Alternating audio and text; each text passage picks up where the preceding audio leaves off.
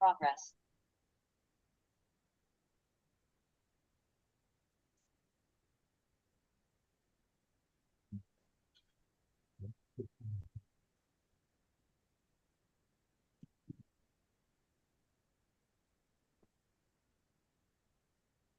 Progress.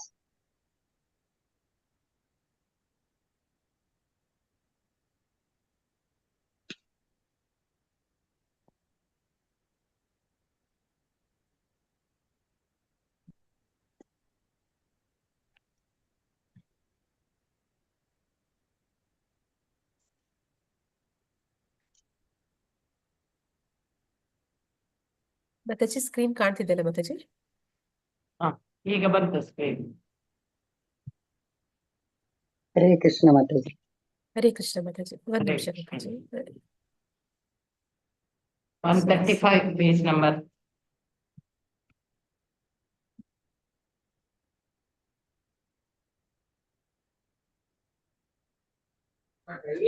ಹರೇ ಕೃಷ್ಣ ಮಾತಾಜಿ. ಹರೇ ಕೃಷ್ಣ ಹರೇ ಮಾತಾಜಿ. ಕೃಷ್ಣ.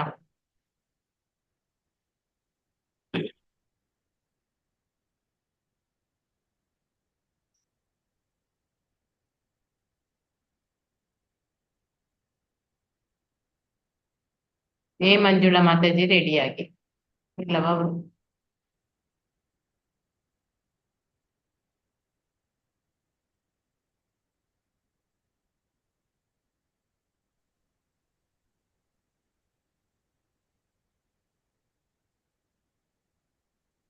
ಹರೇ ಕೃಷ್ಣ ಮಾತಾಜಿ. ಹರೇ ಹರೇ ಕೃಷ್ಣ. ಹರೇ ಕೃಷ್ಣ. ಓದ್ಲಾ? Prayer ಆಗ್ಲಿ ಮಾತಾಜಿ. मम ज्ञानतिमिरान्धस्य ज्ञानाञ्जनशलाकया चक्षुरुन्मिलितं येन तस्मै श्रीगुरुवे नमः। श्रीचैतन्यमनोभीष्टं स्थापितं येन भूतले स्वयं रूपः कदा मह्यं ददाति स्वपदान्तिकं। वन्देऽहं श्रीगुरुश्रीयुतपदकमलं श्रीगुरून् वैष्णवांश्च श्रीरूपं साग्रजातं सहगणरघुनाथान्वितं तं सजीवं साद्वैतं सावधूतं परिजनसहितं कृष्णचैतन्यदेवं श्रीराधाकृष्णपादान् सहगणललिता श्रीविशाखान्वितांश्च। हे कृष्णा करुणा सिन्धो दीनबन्धो जगत्पते गोपीश गोपिका कान्ता राधाकान्ता नमोऽस्तुते। तप्त काञ्चन गौराङ्गी राधे वृन्दावनेश्वरी वृषभानुसुते देवी प्रणमामि हरिप्रिये। वाञ्छाकल्पतरुभ्यश्च कृपा सिन्धुभ्य एव च पतितनां पावनेभ्यो वैष्णवेभ्यो नमो नमः। नमो ॐ विष्णुपादाय कृष्णप्रेष्ठाय भूतले श्रीमते भक्तिवेदान्तस्वामिनिति नामिने। नमस्ते सरस्वती देवी गौरवाणी प्रचारिणि निर्विशेष शून्यवादि पाश्चात्य देशतारिणि। जयो श्री कृष्ण चैतन्य प्रभु नित्यानंद श्री अद्वैत गदाधर श्रीवासादि गौरभक्तवृंद। हरे कृष्ण कृष्ण कृष्ण हरे हरे, हरे राम राम राम ಹರೇ ಹರೇ. ಹರೇ ಕೃಷ್ಣ. ಎಲ್ಲರಿಗೂ ಮಂಗಳೂರು ಇಸ್ಕಾನ್ ಅವರು ಆಯೋಜಿಸಿರುವ ಲೀಲಾಮೃತ ತರಗತಿಗೆ ಸ್ವಾಗತ. ಹರೇ ಕೃಷ್ಣ. ಹರೇ ಕೃಷ್ಣ ಮಾತಾಜಿ. ಹರೇ ಕೃಷ್ಣ. ಸೆಪ್ಟೆಂಬರ್ 2 ಅಲ್ಲಿಂದ ಓದಿ ಮಾತಾಜಿ. ಹಾ. ಸೆಪ್ಟೆಂಬರ್ 2 ಪ್ರಭುಪಾದರು ಜರ್ಮನಿಯಲ್ಲಿದ್ದ ಹಂಸದೂತರಿಗೆ ಹೀಗೆ ಬರೆದರು. ನಮ್ಮ ಸಂಘದಲ್ಲಿನ ವಿಷದ ಪರಿಣಾಮವನ್ನು ಕುರಿತು ಬರೆಯಬೇಕೆಂದರೆ ಇದು ವಾಸ್ತವ ಸಂಗತಿಯೇ. ಈ ವಿಷವೃಕ್ಷವು ಎಲ್ಲಿ ಹುಟ್ಟಿತು ಮತ್ತು ಅಪಾಯಕರವಾದ ರೀತಿಯಲ್ಲಿ ಇದು ಸ್ವಲ್ಪ ಹೆಚ್ಚು ಕಡಿಮೆ ಇಡೀ ಸಂಸ್ಥೆಯನ್ನು ಹೇಗೆ ವ್ಯಾಪಿಸಿತು ಎಂದು ನನಗೆ ಗೊತ್ತಿದೆ. ಆದರೆ ಇದು ಮುಖ್ಯವಲ್ಲ. ಪ್ರಹ್ಲಾದ ಮಹಾರಾಜರಿಗೆ ವಿಷವನ್ನು ಕೊಟ್ಟರು, ಆದರೆ ಅದು ಕೆಲಸ ಮಾಡಲಿಲ್ಲ. ಇದೇ ರೀತಿಯಲ್ಲಿ ಪ್ರಭು ಕೃಷ್ಣನಿಗೂ ಪಾಂಡವರಿಗೂ ವಿಷವನ್ನು ಹಾಕಿದರು, ಆದರೆ ಅದು ಕೆಲಸ ಮಾಡಲಿಲ್ಲ. ಇದೇ ಪರಂಪರೆಯ ರೀತಿಯಲ್ಲಿ ನಮ್ಮ ಕೆಲವರು ವಿದ್ಯಾರ್ಥಿಗಳು ಪ್ರಹ್ಲಾದ ಮಹಾರಾಜರಷ್ಟು ಸಜ್ಜನರಾಗಿದ್ದರೆ ನಮ್ಮ ಸಂಘಕ್ಕೆ ಹಾಕಿದ ವಿಷವು ಕೆಲಸ ಮಾಡುವುದಿಲ್ಲ ಎಂದು ನನ್ನ ಭಾವನೆ. ಆದ್ದರಿಂದ ನಾನು ಆಡಳಿತದ ಅಧಿಕಾರವನ್ನು ಆಡಳಿತ ಮಂಡಳಿಗೆ ಕೊಟ್ಟಿದ್ದೇನೆ. ನವ ವೃಂದಾವನದಲ್ಲಿದ್ದ ಹಯಗ್ರೀವರಿಗೆ ಪ್ರಭುಪಾದರು ಹೀಗೆ ಬರೆದರು. ನಮ್ಮ ಸಂಸ್ಥೆಯ ಅಸ್ಥಿಭಾರವನ್ನೇ ದುರ್ಬಲಗೊಳಿಸುತ್ತಿರುವ ಬುಡಮೇಲು ಮಾಡುವ ಸನ್ನಿವೇಶವನ್ನು ಸರಿಪಡಿಸಲು ಜಿಬಿಸಿ ಚಟುವಟಿಕೆಯಿಂದ ಕೆಲಸ ಮಾಡುತ್ತಿದೆ. ಎಂದು ತಿಳಿದು ನನಗೆ ಸಂತೋಷವಾಗಿದೆ. ಇಂತಹ ವಿಷದ ಅಂಶಗಳಿಂದ ನಮ್ಮ ಸಂಸ್ಥೆಗೆ ಅಡ್ಡಿಯಾಗದೆ ಬೆಳೆಯಲು ಸಾಧ್ಯವಾಗುವಂತೆ GBCಯ ನೀವು ಎಲ್ಲ ಸದಸ್ಯರು ದಯವಿಟ್ಟು ಜಾಗೃತರಾಗಿರಿ. ನವ ವೃಂದಾವನದಲ್ಲಿ ನೀವು ಬೋಧಿಸುವುದು ಮತ್ತು ಸಾಹಿತ್ಯದ ಇನ್ನೂ ಗಾಢವಾದ ಮತ್ತು ಗಂಭೀರ ಅಧ್ಯಯನ ಇವು ತುಂಬ ಪ್ರೋತ್ಸಾಹದಾಯಕವಾಗಿದೆ. ದಯವಿಟ್ಟು ಈ ಕಾರ್ಯಕ್ರಮವನ್ನು ಸಮರ್ಥವಾಗಿ ಮುಂದುವರಿಸಿಕೊಂಡು ಹೋಗಿ ಮತ್ತು ನಮ್ಮ ಚಳುವಳಿಯ ಐಕ್ಯತೆಯನ್ನು ಮತ್ತೆ ಸ್ಥಾಪಿಸಿ. ಸಾಕ ಮಾತಾಜಿ? ಹರೇ ಕೃಷ್ಣ. ಓದಿ ಮಾತಾಜಿ. ಪ್ರಾರಂಭದಿಂದಲೂ ನಾನು ಮಾಯಾವಾದಿಗಳನ್ನು ವಿರೋಧಿಸಿದೆ. ನನ್ನ ಪುಸ್ತಕಗಳೆಲ್ಲ ಇದನ್ನು ಒತ್ತಿ ಹೇಳಿದವು. ನನ್ನ ಮೌಖಿಕ ಆದೇಶಗಳು ಮತ್ತು ನನ್ನ ಪುಸ್ತಕಗಳು ಎಲ್ಲವನ್ನೂ ನೀವು ಬಳಸಿಕೊಳ್ಳಬಹುದು. GBCಯ ಸದಸ್ಯರಾದ ನೀವು ಅದನ್ನು ಅಭ್ಯಾಸ ಮಾಡಿ ಸ್ಪಷ್ಟವಾದ ಮತ್ತು ಶಕ್ತವಾದ ಗ್ರಹಿಕೆಯನ್ನು ಪಡೆದುಕೊಳ್ಳಿ. ಆಗ ಇನ್ನೇನೂ ಗೊಂದಲವಾಗುವುದಿಲ್ಲ. 4 ಸನ್ಯಾಸಿಗಳು ಬೊಗಳಿಕೊಳ್ಳಬಹುದು, ಆದರೆ ಕ್ಯಾರವಾನ್ ಮುಂದಕ್ಕೆ ಸಾಗುತ್ತದೆ. ಓದ್ಬೇಕಾ ಮಾತಾಜಿ? ಓದಿ. ಪ್ರಭು ಅಲ್ಲಿ ಅಸಮಾಧಾನವಿಲ್ಲ ಅಲ್ಲಿ ತನಕ ಓದಿ. ಪ್ರಭುಪಾದರು ಬೋಸ್ಟನ್ನಿನಲ್ಲಿದ್ದ ಸತ್ಸ್ವರೂಪರಿಗೆ ಹೀಗೆ ಬರೆದರು. ಸಂಘದ ಎಲ್ಲ ಸದಸ್ಯರ ವಿಷಯದಲ್ಲಿ ನನಗೆ ಅಸಮಾಧಾನವಾಗಿದೆ ಎಂದು ಸನ್ಯಾಸಿಗಳು ಮಾಡಿದ ಪ್ರಚಾರವು ನಿನ್ನ ಮೇಲೆ ಪರಿಣಾಮವನ್ನು ಮಾಡಲಿಲ್ಲ ಎಂದು ತಿಳಿದು ನನಗೆ ಬಹಳ ಸಂತೋಷವಾಯಿತು. ನನಗೆ ಯಾವ ಸದಸ್ಯರ ವಿಷಯದಲ್ಲಿಯೂ ಅಸಮಾಧಾನವಿಲ್ಲ. ಹರೇ ಕೃಷ್ಣ. ಧನ್ಯವಾದಗಳು. ಧನ್ಯವಾದಗಳು ಮಾತಾಜಿ. ಪ್ರಭಾವತಿ ಮಾತಾಜಿ ಓದಿ. ಓದ್ತೀನಿ. ಓದಿ. ಹರೇ ಕೃಷ್ಣ. ಅತ್ಯಂತ ಕಷ್ಟವಾದ ಭಾಗ ಕಳೆಯಿತು ಎಂದು ಪ್ರಭುಪಾದರು ಯೋಚಿಸಿದರು. ಹಲವು ತಿಂಗಳುಗಳಿಂದ ಈ ಸಮಸ್ಯೆಯು ಅವರ ಮನಸ್ಸನ್ನು ಕಲಕಿತ್ತು ಮತ್ತು ಅವರ ಬರೆಹಕ್ಕೂ ಅಡ್ಡಿ ಬಂದಿತ್ತು. ತನ್ನ ಶಿಷ್ಯರ ಒಳಿತಿಗಾಗಿ ಮತ್ತು ತಮ್ಮ ಚಳುವಳಿಯ ಒಳಿತಿಗಾಗಿ ಅವರು ಅವ್ಯಾಹತವಾಗಿ ಶಿಷ್ಯರಿಗೆ ಮಾರ್ಗದರ್ಶನ ಮಾಡುತ್ತಾ ಬಂದಿದ್ದರು. ಕಾಯಿಲೆಯು ಮಾಡುವ ತೊಂದರೆಯನ್ನು ಮಾಡಿಯೇ ಇದ್ದಿತು. ಅದು ದುರದೃಷ್ಟಕರ. ಆದರೆ ಈಗ ಶಿಷ್ಯರು ಪ್ರಭುಪಾದರ ಪುಸ್ತಕವನ್ನು ಓದಲೇಬೇಕಾಯಿತು ಮತ್ತು ಅವುಗಳ ಬೋಧನೆಯನ್ನು ಕಾರ್ಯಗತ ಮಾಡಲೇಬೇಕಾಯಿತು. ಇದು ಒಂದು ಒಳ್ಳೆಯ ಪರಿಣಾಮ. ಈಗ ಅವರು ಗುರುವಿನ ಸ್ಥಾನವನ್ನು ಸ್ಪಷ್ಟವಾಗಿ ಅರ್ಥ ಮಾಡಿಕೊಳ್ಳಬೇಕಾಗಿತ್ತು. ಹುಸಿ ಸಿದ್ಧಾಂತಗಳು ಅಥವಾ ಹುಸಿ ಭಾವನೆಗಳು ಮತ್ತೆ ತಮ್ಮನ್ನು ತಪ್ಪು ದಾರಿಗೆ ಎಳೆಯದಂತೆ ನಡೆದುಕೊಳ್ಳಬೇಕಾಗಿತ್ತು. ಟೋಕಿಯೋದಲ್ಲಿ ಪ್ರಭುಪಾದರಿಗೆ ಮುಖ್ಯವಾದ ಕೆಲಸ ಇದ್ದದ್ದು ಡೈ ನಿಪ್ಟಾನ್ ಕಂಪನಿಯೊಡನೆ. ಅವರನ್ನು ಒಬ್ಬ ಮುಖ್ಯ ಲೇಖಕರು ಮತ್ತು ಪೂಜ್ಯ ಧಾರ್ಮಿಕ ಸನ್ಯಾಸಿ ಎಂದು ಪರಿಗಣಿಸಿ ಕಂಪನಿಯವರು ಪ್ರಭುಪಾದರಿಗೆ ಒಂದು ಕಾರನ್ನು ಇಳಿದುಕೊಳ್ಳಲು ಸ್ಥಳವನ್ನು ಒದಗಿಸಿದ್ದರು. ಪ್ರತಿದಿನ ಬೆಳಗ್ಗೆ ಅವರು ವಾಯು ವಿಹಾರಕ್ಕಾಗಿ ಇಂಪೀರಿಯಲ್ ಪ್ಯಾಲೇಸ್ ಪಾರ್ಕಿಗೆ ಹೋಗಲು ಒಂದು ಖಾಸಗಿ ಕಾರನ್ನು ಕಳುಹಿಸುತ್ತಿದ್ದರು. ಸೊಗಸಾಗಿ ನೆಟ್ಟಿದ್ದ ಮರಗಳು ಮತ್ತು ನಡೆಯಲು ಗೆರಸಿನಿಂದ ಮಾಡಿದ್ದ ಹಾದಿಗಳು ಅವರಿಗೆ ಇಷ್ಟವಾದವು. ಜಪಾನಿಯರ ಪದ್ಧತಿಗಳನ್ನು ಅವರು ಮೆಚ್ಚಿಕೊಂಡರು. ಅವರು ದಾಟಿದಾಗ ಅವರು ಪೂಜ್ಯರೆಂದು ಗುರುತಿಸಿ ವಯಸ್ಸಾದ ಮಹಿಳೆಯರು ಬೆನ್ನು ಬಾಗಿಸಿ ನಮಸ್ಕರಿಸುತ್ತಿದ್ದರು. ಇತರರು ಗೌರವದಿಂದ ಕೈ ಮುಗಿಯುತ್ತಿದ್ದರು. ಪ್ರಭುಪಾದರು ಡೈ ನಿಪ್ಪಾನ್ ಕಂಪನಿಯವರೊಂದಿಗೆ ಭೇಟಿ ಮಾಡಬೇಕಾಗಿದ್ದ ದಿನ ಅವರು ತಮಾಲ ಕೃಷ್ಣ ಮತ್ತು ದೇವಾನಂದ ಮಹಾರಾಜರ ಜೊತೆಗೆ ತಮ್ಮ ನಿವಾಸದಿಂದ ಹೊರಕ್ಕೆ ಬಂದು ಡೈ ನಿಪ್ಪಾನ್ ಕಂಪನಿಯ ಕಾರಿನ ಹಿಂದಿನ ಆಸನದಲ್ಲಿ ಕುಳಿತರು. ಇನ್ನೂ ಪ್ರಾತಃ ಕಾಲ ಹೆಚ್ಚು ಹೊತ್ತಾಗಿರಲಿಲ್ಲ. ವಾಹನವು ಬೀದಿಗಳನ್ನು ಕ್ರಮಿಸುತ್ತಿದ್ದಾಗ ಪ್ರಭುಪಾದರು ಮೌನವಾಗಿ ಗಾಯತ್ರಿ ಮಂತ್ರವನ್ನು ಜಪಿಸುತ್ತಿದ್ದರು.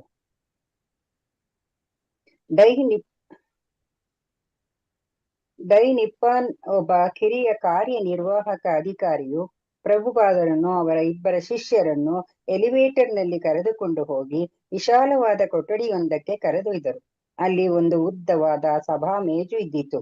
ಪ್ರಭುಪಾದರನ್ನು ಕರೆದೊಯ್ದಾತ ವಿಶ್ವಾಸದಿಂದ ಅವರಿಗೆ ಮೇಜಿನ ಬಳಿ ಒಂದು ಕುರ್ಚಿಯಲ್ಲಿ ಕುಳಿತುಕೊಳ್ಳಲು ಹೇಳಿದ. ಪ್ರಭುಪಾದರು ಕುಳಿತುಕೊಂಡರು. ತಮಾಲ ಕೃಷ್ಣರು ದೇವಾನಂದ ಮಹಾರಾಜರು 2 ಪಕ್ಕಗಳಲ್ಲಿ ಕುಳಿತರು. ಸ್ವಲ್ಪ ಹೊತ್ತಿನಲ್ಲಿಯೇ ಸಂಸ್ಥೆಯ ಅಧ್ಯಕ್ಷರು ಸೇರಿ 6 ಮಂದಿ ಉನ್ನತ ಅಧಿಕಾರಿಗಳು ಒಳಕ್ಕೆ ಬಂದರು.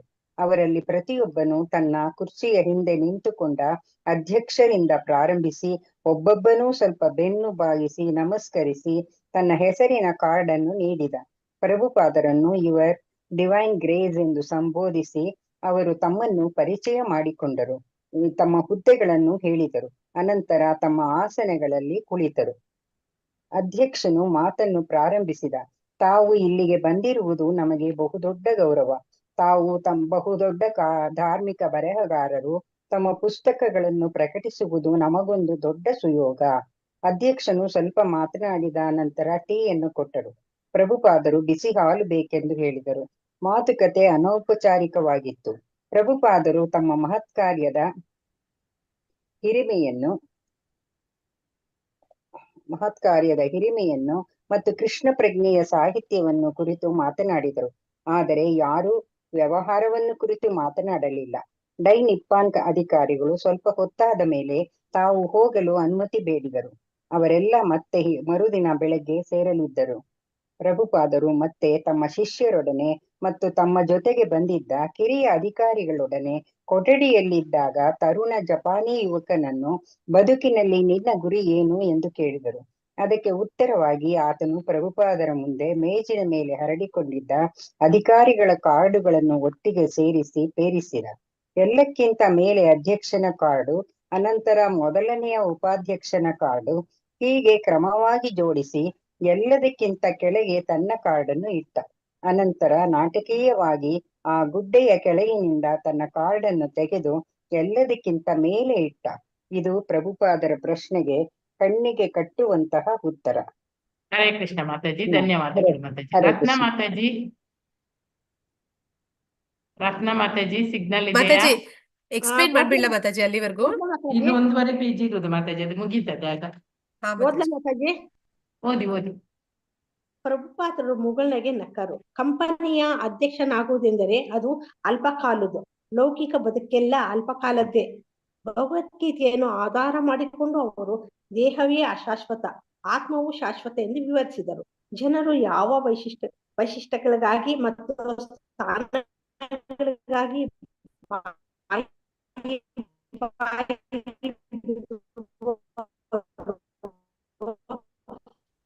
ಅವೆಲ್ಲ ಬದುಕಿನ ಆಧಾರ ಹೊಂದಿರುವುದು.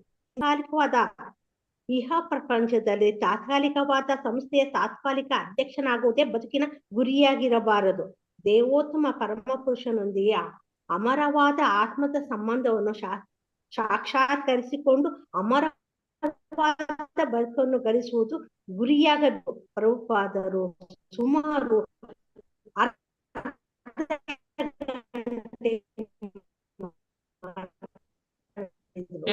ಮನುಷ್ಯನು ಸೌಜನ್ಯತೆ ಮುಂದಿನ ಸಭೆಯಲ್ಲಿ ಮಾತುಕತೆಗಳು ಮೇಜು ಕೇಳ್ತಾ ಇಲ್ಲ ಕೇಳಿಸ್ತಾ ಇಲ್ಲ ಮಾತಾಜಿ? ಈಗ ಕೇಳ್ತದೆ. ಆಗ ಓದಿದ್ದು ಸ್ವಲ್ಪ ಬೆಲ್ಲ ಆಯ್ತು. ಸಿಗ್ನಲ್ ಇದ್ದ ಕಡೆ ಕೂತ್ಕೊಂಡು ಓದಿ ಮಾತಾಜಿ. ಮರುದಿನ ಸಭೆಯಲ್ಲಿ ಆಯ್ತು ಮಾತಾಜಿ. ಮರುದಿನದ ಸಭೆಯಲ್ಲಿ ಮಾತುಕತೆಗಳು ಪ್ರಾರಂಭವಾದವು. ಸಭೆ ಬೇರೆ ಕೊಠಡಿಯಲ್ಲಿ ನಡೆಯಿತು. ಮೇಜು ಚಿಕ್ಕದಾಗಿತ್ತು.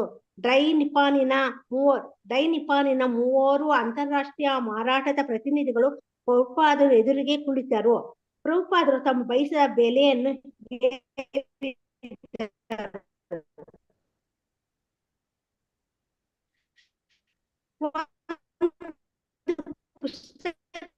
ಇಲ್ಲ ಕೇಳುದಿಲ್ಲ ಮಾತಾಜಿ. ನಿಮ್ಗೆ ಕೇಳ್ತದ ವಾಕ್ಯ ಅವರಿಗೆ?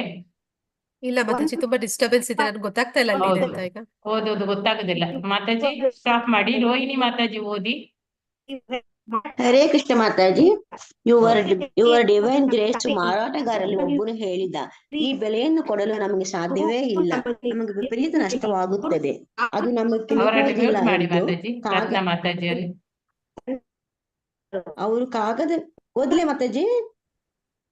ರೋಹಿಣಿ ಮಾತಾಜಿ ಓದಿ. ರತ್ನ ಮಾತಾಜಿ ಕೇಳುದಿಲ್ಲ, ಬೇಡ. ಯುವರ್ ಡಿವೈನ್ ಗ್ರೇಸ್ ಮಾರಾಟಗಾರರಲ್ಲಿ ಒಬ್ಬನು ಹೇಳಿದ, ಈ ಬೆಲೆಯನ್ನು ಕೊಡಲು ನಮಗೆ ಸಾಧ್ಯವೇ ಇಲ್ಲ, ನಮಗೆ ವಿಪರೀತ ನಷ್ಟವಾಗುತ್ತದೆ, ಅದು ನಮಗೆ ನಿಲುಕುವುದಿಲ್ಲ. ಅವರು ಕಾಗದ ವೆಚ್ಚ ಮತ್ತು ಇತರ ವೆಚ್ಚಗಳನ್ನು ಕೇಳಿ ತಮ್ಮ ಸನ್ನಿವೇಶವನ್ನು ವಿವರಿಸಿದರು. ಪ್ರಭುಪಾದರು ತಮ್ಮ ಮಹತ್ಕಾರ್ಯದ ವಿಷಯವಾಗಿ ಮಾತನಾಡಲು ಪ್ರಾರಂಭಿಸಿದರು. ಇಸ್ಕಾನ್ ಸಂಸ್ಥೆಯ ಪುಸ್ತಕಗಳ ವಿತರಣೆಯು ಇಡೀ ಮಾನವ ಕುಲದ ಒಳಿತಿಗಾಗಿ ಮಾಡುವ ಧರ್ಮ ಕಾರ್ಯ ಎಂದರು. ಜನರು ಎಷ್ಟು ಹಣದಾನ ಕೊಟ್ಟರೆ ಅಷ್ಟಕ್ಕೆ ಇಸ್ಕಾನ್ ಈ ಪುಸ್ತಕಗಳ ವಿತರಣೆಗಳನ್ನ ಮಾಡುತ್ತಿತ್ತು. ಇದರಿಂದ ತಮಗೆ ಪ್ರಭುಪಾದರಿಗೆ ಲೇಖಕನ ಪಾಲಿನ ಹಣವಾಗಿ ಏನೂ ಸಲ್ಲುತ್ತಿರಲಿಲ್ಲ. ಅವರಿಗೆ ಯಾವುದೇ ಲಾಭ ಬರುತ್ತಿರಲಿಲ್ಲ. ಇದು ಆಧ್ಯಾತ್ಮಿಕ ಶಿಕ್ಷಣ, ಬಹುಮೌಲಿಕವಾದ ಸಾಹಿತ್ಯ. ತಮ್ಮ ಮಾತನ್ನು ಮುಗಿಸುತ್ತಾ ಪ್ರಭುಪಾದರು, ಏನೇ ಆಗಲಿ ನೀವು ನನ್ನ ಕಾರ್ಯದರ್ಶಿಯೊಡನೆ ಮಾತುಕತೆಯಾಡಿ ಎಂದರು. ತಮ್ಮ ಕುರ್ಚಿಯಲ್ಲಿ ಒಳಗಿಕೊಂಡು ಕುಳಿತರು. ಈಗ ಹೊಣೆಯು ತಮಾಲ್ ಕೃಷ್ಣರದಾಯಿತು. ತಮಾಲ್ ಕೃಷ್ಣರು ವಾಸ್ತವವಾಗಿ ಇಸ್ಕಾನ್ನ ಇಷ್ಟು ಹೆಚ್ಚಿನ ಬೆಲೆಯನ್ನು ನೀಡುವ ಶಕ್ತಿಯೇ ಇಲ್ಲ. ಆದುದರಿಂದ ಪ್ರಭುಪಾದರು ತೀರಾ ದಯೆ ತೋರಿಸಿಬಿಟ್ರು ಎಂದೇ ಮಾತನ್ನು ಪ್ರಾರಂಭಿಸಿದರು. ಪ್ರಭುಪಾದರು ಹೇಳುವುದಕ್ಕಿಂತ 40 ಸೆಂಟುಗಳಷ್ಟು ಕಡಿಮೆ ಬೆಲೆಯನ್ನು ಅವರು ಹೇಳಿದರು. ಮಾರಾಟಗಾರರು ಮತ್ತೆ ವ್ಯಾಕುಲಗೊಂಡರು. ಶ್ರೀ ತಮಾಲರೇ, ನೀವು ಹೇಳುತ್ತಿರುವುದನ್ನು ದಯವಿಟ್ಟು ಪುನರಾಲೋಚಿಸಿ ಎಂದರು. ಸೌಜನ್ಯದ ರೀತಿಯಲ್ಲಿ ವಾದವು ಮುಂದುವರಿಯಿತು. ಇದಕ್ಕಿಂತಂತೆ ಪ್ರಭುಪಾದರು ತಾನು ನಿಷ್ಪಕ್ಷಪಾತಿಯಾದ ಮೂರನೇ ಪಕ್ಷ ಎನ್ನುವಂತೆ ಮಧ್ಯ ಪ್ರವೇಶಿಸಿದರು. ತಮ್ಮ ಕಾರ್ಯದರ್ಶಿ ಮತ್ತು ಮಾರಾಟಗಾರ ನಡುವೆ ಉದ್ಭವಿಸಿದ್ದ ಭಿನ್ನಾಭಿಪ್ರಾಯವನ್ನು ಪರಿಹರಿಸುವುದಾಗಿ ಹೇಳಿದರು. ಅವರು, ನಾನು 2 ಪಕ್ಷಗಳ ಮಾತುಗಳನ್ನು ಕೇಳಿದ್ದೇನೆ. ಬೆಲೆ ಒಂದು ಪುಸ್ತಕಕ್ಕೆ 1.25 ಇರಬೇಕು ಎಂದು ನನಗೆ ತೋರುತ್ತದೆ. ಇಲ್ಲಿಗೆ ಮುಗಿಯಿತು ಎಂದರು. ಹರೇ ಕೃಷ್ಣ ಮಾತಾಜಿ, ಓದಲೇ ಮಾತಾಜಿ? ಅಲ್ಲಿ ಆಗಬಹುದು ಆಗಬಹುದು ಯುವರ್ ಡಿವೈನ್ ಗ್ರೇಸ್ ಮಾರಾಟಗಾರರು ಒಪ್ಪಿಕೊಂಡರು. ನೀವು ಹೇಳಿದ್ದು ಸರಿ.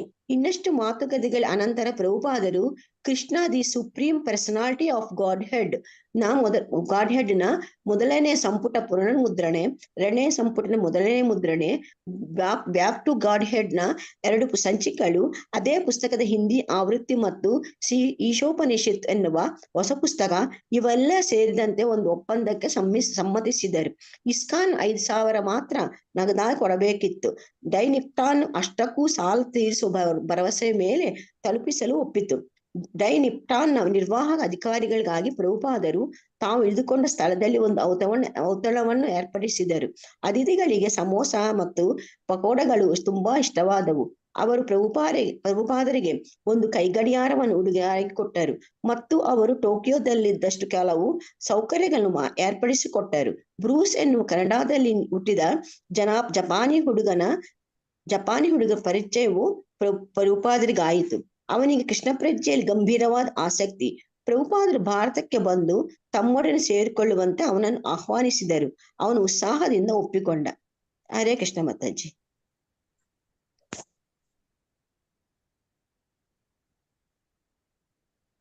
ಹರೇ ಕೃಷ್ಣ ಮಾತಾಜಿ, ಧನ್ಯವಾದಗಳು ಮಾತಾಜಿ. ಸರಿ, 135 ಇದ್ದಾನೆ ಮತ್ತೆ ಜನ 36 ಮಾತಾಜಿ. 135 ಸೆಪ್ಟೆಂಬರ್ 2 ಬರ್ಲಿಂಗ್. ಆದ್ರೆ ನಾವು ನಿನ್ನೆ ಇದ್ರಲ್ಲಿ ನೋಡಿದ್ವಿ ಹೇಗೆ ಒಂದು ಅವರ ಒಂದು ಸಂಸ್ಥೆಯಲ್ಲಿ ಒಂದು ಬಿರುಕು ಬಿದ್ದಿದೆ. ಅಂದ್ರೆ ಶಿಷ್ಯಂದಿರಿಗೆ ಗುರು ಅಂದ್ರೆ ಏನು, ಗುರುತತ್ವ ಅಂದ್ರೆ ಏನು, ವ್ಯಾಸ ಪೂಜೆ ಅಂದ್ರೇನು, ಗುರುವಿನ ಮಹತ್ವವೇನು, ಅವನ ಸ್ಥಾನ ಏನು ಯಾವುದು ತಿಳಿದಿಲ್ಲ. ಆದ ಕಾರಣ ಅವರು ಸನ್ಯಾಸಿಗಳು ದೀಕ್ಷೆ ಪಡೆದಿದ್ರು ಕೂಡ ಅವರು ಗುರುವನ್ನ ದೇವರು ಅಂತ ಕರೀತಾರೆ, ದೇವರಿಗೆ ಹೋಲಿಸ್ತಾರೆ, ಮಾಯವಾದ ಸಿದ್ಧಾಂತವನ್ನು ಮಾತಾಡ್ತಾರೆ. ಪ್ರಭುಪಾದರಿಗೆ ಬೇಸರ ಆಗುತ್ತೆ. ಕೊನೆಗೆ ಅವರು GBCಯ ರಚನೆಯನ್ನ ಮಾಡ್ತಾರೆ. ಆ GBCಯ ರಚನೆಯಿಂದಾಗಿ ಏನಾಗುತ್ತೆ ಅಂತಂದ್ರೆ ಆ ಒಂದು ಏನೆಲ್ಲ ಅಲ್ಲಿ ತಪ್ಪುಗಳಿತ್ತು ಅದನ್ನ ಸರಿಪಡಿಸುವಂತ ಕೆಲಸವನ್ನ GBC ಮಾಡುತ್ತೆ. ಹೀಗೆ ಅವರಿಗೆ ಸಂತೋಷ ಆಗುತ್ತೆ. ಅವ್ರು ಹೇಳ್ತಾರೆ GBC ರಚನೆ ಮಾಡಿದ್ದ ಮೂಲ ಉದ್ದೇಶ ಅದು. ಆ GBCಯ ರಚನೆ ಆದ ಕಾರಣ ಅಲ್ಲಿ ಬಂದಂತಹ ಅಂದ್ರೆ ಎಲ್ಲರೂ ಕೂಡ ಅವರ ಶಿಷ್ಯಂದಿರು ಅವರ ಒಂದು IDC ಕೋರ್ಸ್ ಅಲ್ಲಿ ನಮ್ಗೆ ತಿಳಿಸ್ಕೊಡ್ತಾರಲ್ಲ, ಗುರು ಅಂದ್ರೆ ಏನು, ಗುರುತತ್ವ ಅಂದ್ರೆ ಏನು, ಆ ರೀತಿ ಗುರುವಿನ ಮಹತ್ವದ ಬಗ್ಗೆ ಅವರು ಹೆಚ್ಚು ಇನ್ನಷ್ಟು ಆಳವಾಗಿ ಓದುತ್ತಾರೆ ಮತ್ತೆ ತಿಳ್ಕೊತಾರೆ ಮತ್ತೆ ತಮ್ಮ ಶಿಷ್ಯಂದರಿಗೆ ಅದನ್ನ ಅರ್ಥಪಡಿಸುತ್ತಾರೆ. ಹೀಗೆ ಪ್ರಭುಪಾದರು ಮುಂದೆ ಏನಾಗುತ್ತೆ ಅಂದ್ರೆ ಹೇಳ್ತಾರೆ ಅಂದ್ರೆ 4 ಜನ 4 ತರ ಮಾತಾಡ್ತಾರೆ. ಆದ್ರೂ ಕೂಡ ಏನಂತ ಹೇಳ್ತಾರೆ, ನಾಯಿ ಮುಗ್ಳಿದ್ರೆ ನಕ್ಷತ್ರ ಉರುಳುತ್ತ ಅಂತ ಏನೋ ಒಂದು ಗಾದೆ ಹೇಳ್ತಾರೆ. ಆ ರೀತಿ ಇಲ್ಲಿ 4 ಜನ ಸನ್ಯಾಸಿಗಳು ಅವರು ಈ ತಪ್ಪಾಗಿ ಒಂದು ಮಾತುಗಳನ್ನ ಆಡೋದ್ರಿಂದ ಸಂಸ್ಥೆಗೆ ಏನು ನಷ್ಟ ಇಲ್ಲ, ಅದು ಮುಂದುವರಿಸುತ್ತೆ ಅಂತ ಇಲ್ಲಿ ಹೇಳ್ತಾರೆ. ಅಂದ್ರೆ ಇಲ್ಲಿ ಪ್ರಹ್ಲಾದ ಮಹಾರಾಜನ ಒಂದು ಕಥೆನ ಹೇಳ್ತಾ ಇದ್ದಾರೆ. ಒಂದು ವಿಷಯವನ್ನ ಹೇಳ್ತಾ ಇದ್ದಾರೆ. ಪ್ರಹ್ಲಾದ ಮಹಾರಾಜನಿಗೆ ಹೇಗೆ ಹಿರಣ್ಯಕಶಿಪು ವಿಷವನ್ನು ಕೊಟ್ಟರು ಕೂಡ ಅವನನ್ನ ಸಾಯಿಸ್ಲಿಕ್ಕೆ ಸಾಧ್ಯ ಆಗ್ಲಿಲ್ಲ, ಪಾಂಡವರಿಗೆ ವಿಷವನ್ನ ಹಾಕ್ದಾಗ್ಲೂ ಕೂಡ ಅವರನ್ನ ಕೊಲ್ಲಿಕ್ಕೆ ಸಾಧ್ಯ ಆಗ್ಲಿಲ್ಲ. ಅದೇ ರೀತಿ ಇಲ್ಲಿ ಹೇಳ್ತಾ ಇದ್ದಾರೆ, ನನ್ನ ಶಿಷ್ಯಂದಿರು ಕೂಡ ಅಷ್ಟೇ ಸಜ್ಜನರಾಗಿದ್ರೆ 4 ಜನ ಅವರ ಬಗ್ಗೆ ಅಂದ್ರೆ ಈ ಸಂಸ್ಥೆಯ ಬಗ್ಗೆ ಕೆಟ್ಟದಾಗಿ ಏನಾದ್ರು ತಪ್ಪಾಗಿ ಮಾಯಾವಾದ ಸಿದ್ಧಾಂತವನ್ನು ಮಾತಾಡಿದ್ರೆ ಏನಾಯ್ತು, ಆದ್ರೆ ಅವರು ಅದೆಲ್ಲವನ್ನು ಕೂಡ ಜಯಿಸಿ ಬರ್ತಾರೆ ಅಂತ ಇಲ್ಲಿ ತಿಳಿಸ್ತಾ ಇದ್ದಾರೆ.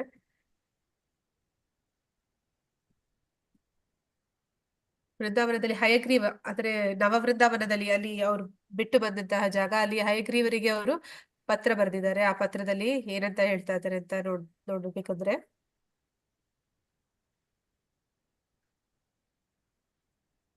ಅಂದ್ರೆ ಅವರು ಅಲ್ಲಿ ಏನು ಪರಿಸ್ಥಿತಿ ನಿರ್ಮಾಣಗೊಂಡಿತ್ತು ಅದನ್ನ GBC ಅದು ಯಾವ ರೀತಿ ಅದನ್ನ ಸರಿಪಡಿಸ್ತು ಅನ್ನೋದು ಅವ್ರಿಗೆ ಸಂತೋಷ ಕೊಡ್ತಾ ಇದೆ. ಅಂದ್ರೆ ಇನ್ಮೇಲಿಂದ ಇಂತಹ ಒಂದು ಅಜಾಗೃತವಾದ ಏನಂತಾರೆ ಸ್ಥಿತಿ ನಿರ್ಮಾಣ ಆಗದೆ ಇರೋ ಹಾಗೆ ನೋಡ್ಕೊಳ್ಳಿ ಅಂತ ಹಯಗ್ರೀವರಿಗೂ ತಿಳಿಸ್ತಾ ಇದ್ದಾರೆ.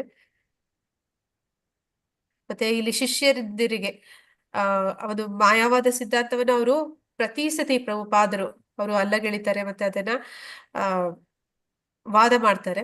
ಆದ್ರೆ ಇಲ್ಲಿ ಅವರ ಶಿಷ್ಯಂದಿರೇ ಆ ಮಾಯಾವಾದ ಸಿದ್ಧಾಂತಕ್ಕೆ ಸಿಕ್ಕಾಕೊಂಡಾಗ ಅವ್ರಿಗೆ ಹೇಳ್ತಾರೆ, ಅಂದ್ರೆ ನೀವು ಇನ್ನಷ್ಟು ಮತ್ತಷ್ಟು ನನ್ನ ಒಂದು ಏನು ಪುಸ್ತಕಗಳಿದೆ ಅದನ್ನ ಆಳವಾಗಿ ಅಧ್ಯಯನ ಮಾಡಿ ಅಂತ ತಿಳಿಸ್ತಾರೆ.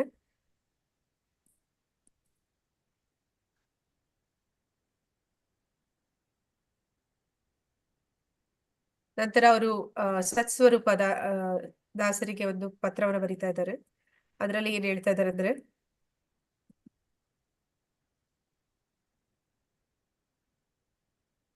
ಅವ್ರು ಹೇಳ್ತಾ ಇದ್ದಾರೆ, ಸಂಘದ ಎಲ್ಲ ಸದಸ್ಯರು ವಿಷಯಗಳಲ್ಲಿ ನನಗೆ ಅಸಮಾಧಾನವಾಗಿದೆ ಎಂದು ಸನ್ಯಾಸಿಗಳು ಮಾಡಿದ ಪ್ರಚಾರ. ಆದ್ರೆ ಸನ್ಯಾಸಿಗಳು ಅಪಪ್ರಚಾರ ಮಾಡ್ತಾರೆ. ಅಂದ್ರೆ ಈ ಸಂಘದಲ್ಲಿ ಎಲ್ಲರೂ ಕೂಡ ಅವರು ದೇವರ ಒಂದು ಅಂದ್ರೆ ಪ್ರಭುಪಾದರು ಅಂದ್ರೆ ಸ್ವತಃ ಕೃಷ್ಣನೇ, ಅವರಿಗೆ ಆ ಸ್ಥಾನಮಾನ ಕೊಡ್ಲಿಲ್ಲ. ಅದರಿಂದ ಪ್ರಭುಪಾದರು ಬೇಸರ ಪಟ್ಕೊಂಡು ಇಲ್ಲಿಂದ ಹೊರಟು ಹೋಗಿದ್ದಾರೆ ಅಂತ. ಅದಕ್ಕೆ ಅವ್ರು ಹೇಳ್ತಾ ಇದ್ದಾರೆ, ಆ ರೀತಿ ನನಗೆ ಯಾವುದೇ ಒಂದು ಅಸಮಾಧಾನ ಇಲ್ಲ ಅಂತಲ್ಲಿ ತಿಳಿಸ್ತಾ ಇದ್ದಾರೆ.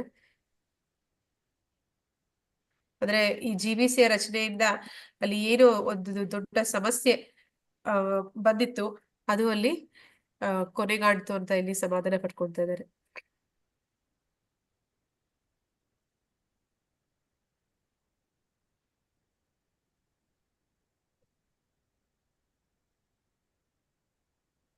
ಹೀಗೆ ಅವರ ಶಿಷ್ಯಂದಿರಿಗೆ ಪ್ರಭುಪಾದರ ಪುಸ್ತಕಗಳನ್ನ ಆಳವಾಗಿ ಮತ್ತೆ ಗಂಭೀರವಾಗಿ ಅದನ್ನ ಅಧ್ಯಯನ ಮಾಡ್ಬೇಕು ಅಂತ ಅವರು ತಿಳಿಸ್ಕೊಡ್ತಾರೆ.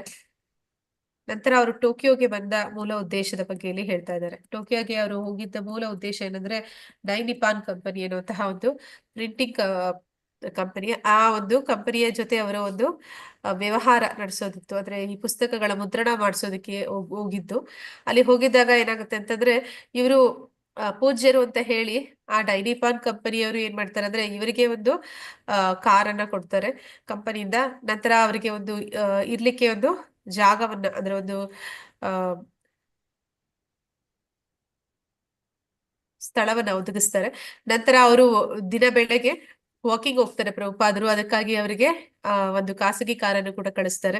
ಮತ್ತೆ ಅಲ್ಲಿ ಅವರು ವಾಕಿಂಗ್ ಮಾಡ್ಬೇಕಾದ್ರೆ ಅಲ್ಲಿದ್ದಂತಹ ಮಹಿಳೆಯರು ಪ್ರಭುಪಾದರ ಒಂದು ತೇಜಸ್ಸನ್ನ ನೋಡಿ ಅವರಿಗೆ ಕೈ ಮುಗಿತಾರೆ. ಇದೆಲ್ಲವೂ ಕೂಡ ಪ್ರಭುಪಾದರಿಗೆ ಇಷ್ಟ ಆಗುತ್ತೆ. ನಂತರ ಏನಾಗುತ್ತೆ ಅಂದ್ರೆ ಅವರು ಅವರ ಶಿಷ್ಯಂದಿರು ತಮಾಲ ಕೃಷ್ಣ ಮತ್ತೆ ದೇವಾನಂದ ಮಹಾರಾಜರು ಅವರಿಬ್ಬರ ಜೊತೆಯಲ್ಲಿ ಆ ಕಂಪನಿಯ ಜೊತೆ ಒಂದು ವ್ಯವಹಾರವನ್ನ ಮಾತಾಡ್ಲಿಕ್ಕೆ ಹೋಗಿದ್ದಾರೆ. ಮತ್ತೆ ಅಲ್ಲಿ ಹೋದಾಗ ಏನಾಗುತ್ತೆ ಅಂದ್ರೆ ಅವರು ಕಂಪನಿಯವರೇ ಅವರಿಗೆ ಒಂದು ಕಾರನ್ನು ಕಳಿಸಿಕೊಡ್ತಾರೆ. ಅಂದ್ರೆ ಅವರು ಹೋಗುವಾಗ ಗಾಯತ್ರಿ ಮಂತ್ರವನ್ನ ಹೇಳ್ತಾ ಇದ್ರು. ಅಂದ್ರೆ ನಾವು ಹರೇ ಕೃಷ್ಣ ಮಹಾಮಂತ್ರವನ್ನ ಜಪ ಮಾಡ್ತಾ ಇದೀವಿ ಅಂತಂದ್ರೆ ಏನೇ ವಿಘ್ನಗಳಿದ್ರು ಅದು ನಿವಾರಣೆ ಆಗುತ್ತೆ ಅನ್ನೋ ಹಾಗೆ ಪ್ರಭುಪಾದರು ಕೂಡ ಮಂತ್ರ ಜಪ ಮಾಡ್ತಾ ಹೋಗ್ತಾರೆ. ನಂತರ ಅಲ್ಲಿಗೆ ಒಬ್ಬ ವ್ಯಕ್ತಿ ಬಂದು ಅವರನ್ನ ಆ ಒಂದು ಕೊಠಡಿಗೆ ಕರ್ಕೊಂಡು ಹೋಗ್ತಾರೆ. ಎಲ್ಲಿ ಅವರು ಆ ಒಂದು ಬಿಸ್ನೆಸ್ ಮೀಟಿಂಗ್ ಇತ್ತು ಅಲ್ಲಿಗೆ ಕರ್ಕೊಂಡು ಹೋಗ್ತಾರೆ. ಅಲ್ಲಿ ಹೋದಾಗ ಬರ್ತಾರೆ ಎಲ್ಲರೂ ಆ ಒಂದು ಸಭಾ ಮೇಜಿನ ಮೇಲೆ ಕೂತಿರ್ತಾರೆ. ಅಂದ್ರೆ ಅಲ್ಲಿ ಪ್ರಭುಪಾದರು ಮತ್ತೆ ಅವರ ಅಕ್ಕಪಕ್ಕದಲ್ಲಿ ತಮಾಲಕೃಷ್ಣ ಮತ್ತೆ ದೇವಾನಂದ ಮಹಾರಾಜರು ಇರ್ತಾರೆ. ನಂತರ ಆ ಒಂದು ಸಂಸ್ಥೆಯ ಅಧ್ಯಕ್ಷ ಅವನನ್ನ ಅನುಸರಿಸ್ಕೊಂಡು ಇನ್ನೊಂದಷ್ಟು ಜನ ಆ ಅಲ್ಲಿ ಬಿಸ್ನೆಸ್ ಮಾತಾಡ್ಲಿಕ್ಕೆ ಬಂದವರು ಬರ್ತಾರೆ. ಹೀಗೆ ಬಂದಾದ್ಮೇಲೆ ಅವರು ಏನು ಅವತ್ತು ಗಂಭೀರವಾಗಿ ಏನು ಮಾತಾಡೋದಿಲ್ಲ. ಎಲ್ಲ ಸಾಧಾರಣವಾಗಿ ಅಂದ್ರೆ ವ್ಯಾವಹಾರಿಕವಾಗಿ ಹೆಚ್ಚು ಮಾತಾಡೋದಿಲ್ಲ. ಅವರೆಲ್ಲರೂ ಕೂಡ ಪ್ರಭುಪಾದರು ಅವರ ಒಂದು ಸಾಧನೆಯ ಬಗ್ಗೆ ಮತ್ತೆ ಇಸ್ಕಾನ್ ಸಂಸ್ಥೆಯ ಬಗ್ಗೆ ಮಾತನಾಡ್ತಾರೆ. ಆ ದಿನ ಯಾವುದೇ ಒಂದು ಮಾತುಕತೆ ಆಗೋದಿಲ್ಲ. ನಂತರ 2ನೇ ದಿನ ಪ್ರಭುಪಾದರು ಎಲ್ಲರೂ ಬರ್ತಾರೆ. ಆಗ ಈ ಒಂದು ವ್ಯವಹಾರದ ಬಗ್ಗೆ ಮಾತಾಡ್ತಾರೆ. ಅವರು ಒಂದು ಬಿಸ್ನೆಸ್ ಮಾತಾಡ್ತಾರೆ. ಏನಂತ ಹೇಳ್ತಾರೆ ಅಂದ್ರೆ ಅವರ ಒಂದು ಪ್ರಿಂಟಿಂಗ್ಗೆ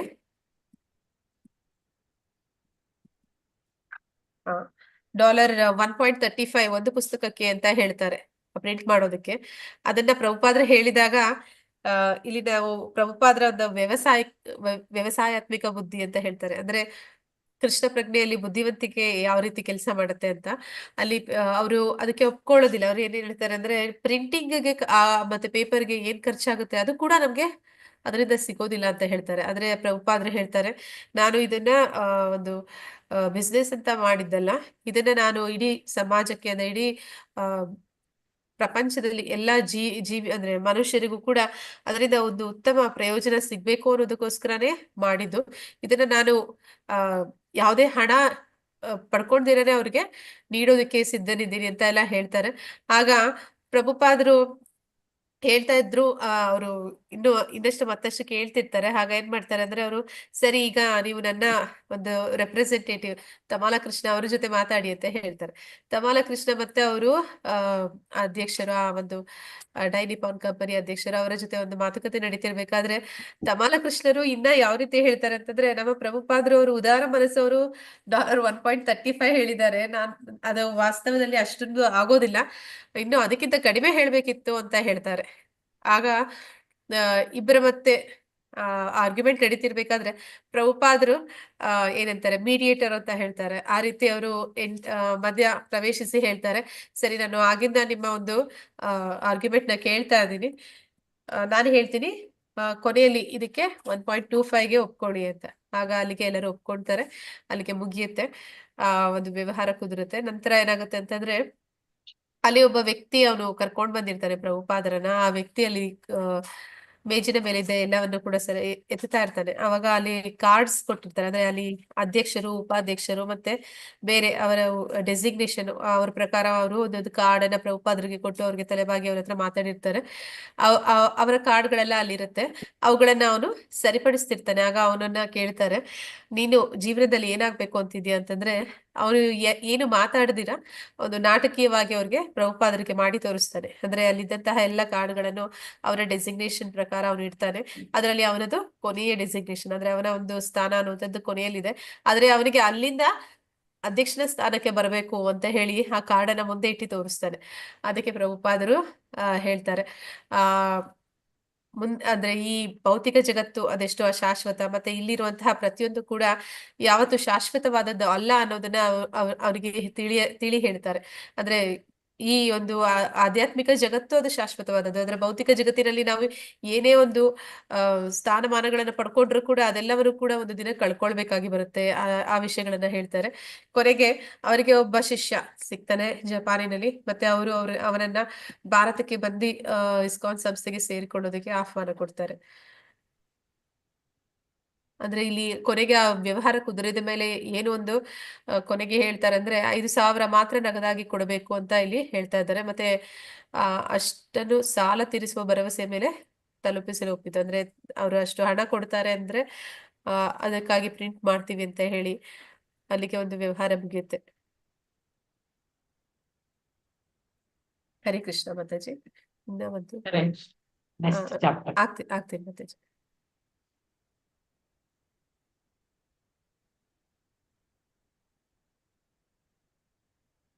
ಕಾಣ್ತಿದ್ಯಾ ಮಾತಾಜಿ? ಇದೆ ಅಲ್ಲ ಮಾತಾಜಿ? ಅದೇ ಸರಿ. ನೆಕ್ಸ್ಟ್ ಅಧ್ಯಾಯ 4, ಭಾರತ ನೃತ್ಯ ಮಾಡುವ ಬಿಳಿಯ ಆನೆಗಳು.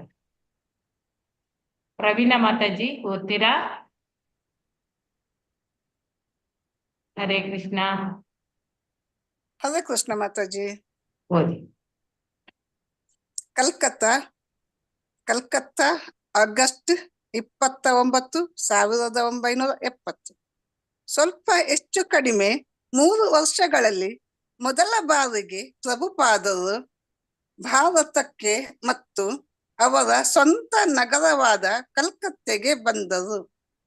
ಕಲ್ಕತ್ತಾ ತಲುಪುವ ಹೊತ್ತಿಗೆ ಹೆಚ್ಚು ವೇಳೆಯಾಗಿದ್ದರು ಮತ್ತು ಟೋಕಿಯೋದಿಂದ ಪ್ರಯಾಣವು 12 ಗಂಟೆ ತೆಗೆದುಕೊಂಡಿದ್ದರು.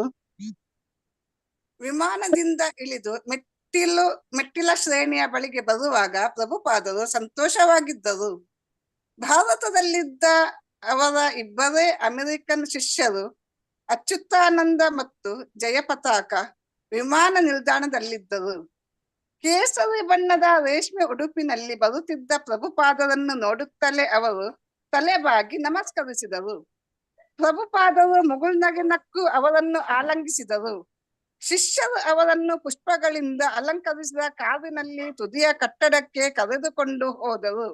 ಅಲ್ಲಿ ಅವರು ಬಹುಗಣ್ಯರ VIP ಕೊಠಡಿಯನ್ನು ಹೊಕ್ಕರು. ಪ್ರಭುಪಾದರನ್ನು ಬರಮಾಡಿಕೊಳ್ಳಲು ಅವರ ಹಲವರು ದೈವ ಸಹೋದರರು ಮತ್ತು ಕಲ್ಕತ್ತೆಯ ಹಳೆಯ ಸ್ನೇಹಿತರು ಬಂದಿದ್ದರು.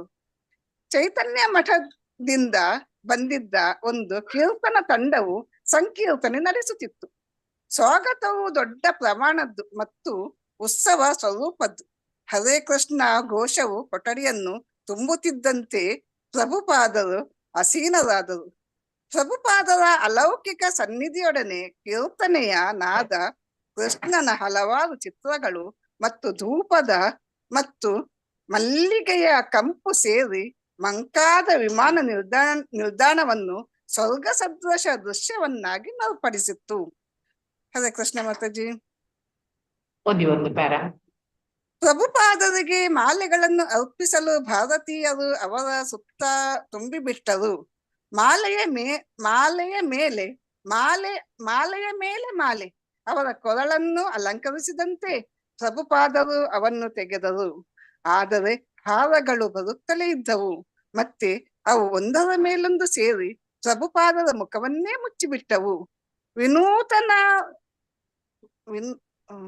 ವಿನೂತನ ಲಯಗಳಲ್ಲಿ ಬಂಗಾಳಿ ಬ್ರಹ್ಮಚಾರಿಗಳು ಮೃದಂಗಗಳನ್ನು ನುಡಿಸುತ್ತಿದ್ದುದನ್ನು ಅಮೆರಿಕನ್ ಶಿಷ್ಯರು ಆಕರ್ಷಿತರಾಗಿ ನೋಡುತ್ತಿದ್ದರು. ಜನಜಂಗುಳಿಯಲ್ಲಿದ್ದವರು ಪ್ರಭುಪಾದರ ಪಾದಗಳನ್ನು ಮುಟ್ಟಿ ಅವರ ಆಶೀರ್ವಾದವನ್ನು ಪಡೆಯಲು ಹತ್ತಿರ ನುಗ್ಗಿದರು. ಪ್ರಭುಪಾದರ ಮನಸ್ಸು ನೆಮ್ಮದಿಯಾಗಿದ್ದಂತೆ ಕಂಡಿತು. ಅವರು ಮುಗುಳ್ನಗೆ ನಗುತ್ತಿದ್ದರು. ಕೀರ್ತನೆಯು ಮುಗಿದಾಗ ಅವರು ಮಾತನ್ನು ಪ್ರಾರಂಭಿಸಿದರು. 3 ವರ್ಷಗಳ ನಂತರ ನಾನು ಈ ನಗರಕ್ಕೆ ಬರುತ್ತಿದ್ದೇನೆ. ಹರೇ ಕೃಷ್ಣ, ನಾನು ಜಗತ್ತಿನಲ್ಲಿ ಸಂಚಾರ ಮಾಡಿದ್ದೇನೆ. ಐಹಿಕ ಮುನ್ನಡೆಯೊಂದರಿಂದಲೇ ಈ ಪ್ರಪಂಚ ಸುಖ ಶಾಂತಿಗಳನ್ನು ಸ್ಥಾಪಿಸಲು ಸಾಧ್ಯವಿಲ್ಲ ಎಂದು ಕಂಡುಕೊಂಡಿದ್ದೇನೆ. ನಾನು ಜಪಾನ್ ದೇಶವನ್ನು ನೋಡಿದ್ದೇನೆ. ಅದು ಯಂತ್ರಗಳಲ್ಲಿ ಮತ್ತು ತಂತ್ರಜ್ಞಾನದಲ್ಲಿ ತುಂಬಾ ಮುಂದುವರೆದ ದೇಶ. ಆದರೆ ಅಲ್ಲಿ ನಿಜವಾದ ಸುಖವಿಲ್ಲ. ಭಾರತದ ಜನಕ್ಕೆ ಸಂಕೀರ್ತನೆಯ ಮಹತ್ವ ಅರ್ಥವಾಗುವುದಿಲ್ಲ. ಆದರೂ ಅವರು ಅದನ್ನು ಆಲಿಸಿ ಸಂತೋಷ ಪಡುತ್ತಾರೆ. ಭಾರತೀಯರಿಗೆ ನನ್ನ ಬುದ್ಧಿವಾದ ಇದು: ನೀವು ಹರಿನಾಮಕ್ಕೆ ಗಮನ ಕೊಡದೆ ವಿಜ್ಞಾನ ಮತ್ತು ತಂತ್ರಜ್ಞಾನಗಳಲ್ಲೇ ಮುಂದುವರೆದರೆ ಎಂದೆಂದಿಗೂ ನೀವು ಹಿಂದುಳಿಯುತ್ತೀರಿ. ಹರಿನಾಮದಲ್ಲಿ ಅದ್ಭುತವಾದ ಶಕ್ತಿ ಇದೆ. ಹರೇ ಕೃಷ್ಣ ಮಾತಾಜಿ. ಧನ್ಯವಾದಗಳು ಮಾತಾಜಿ. ಗೌರಪ್ರಿಯ ಸುಹಾಸಿನಿ ದೇವಿದಾಸಿ ಮಾತಾಜಿ ಓದಿ.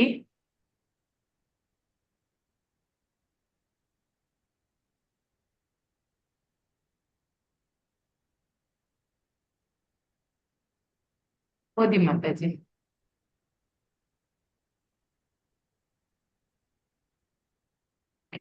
ಕೇಳುದಿಲ್ಲ.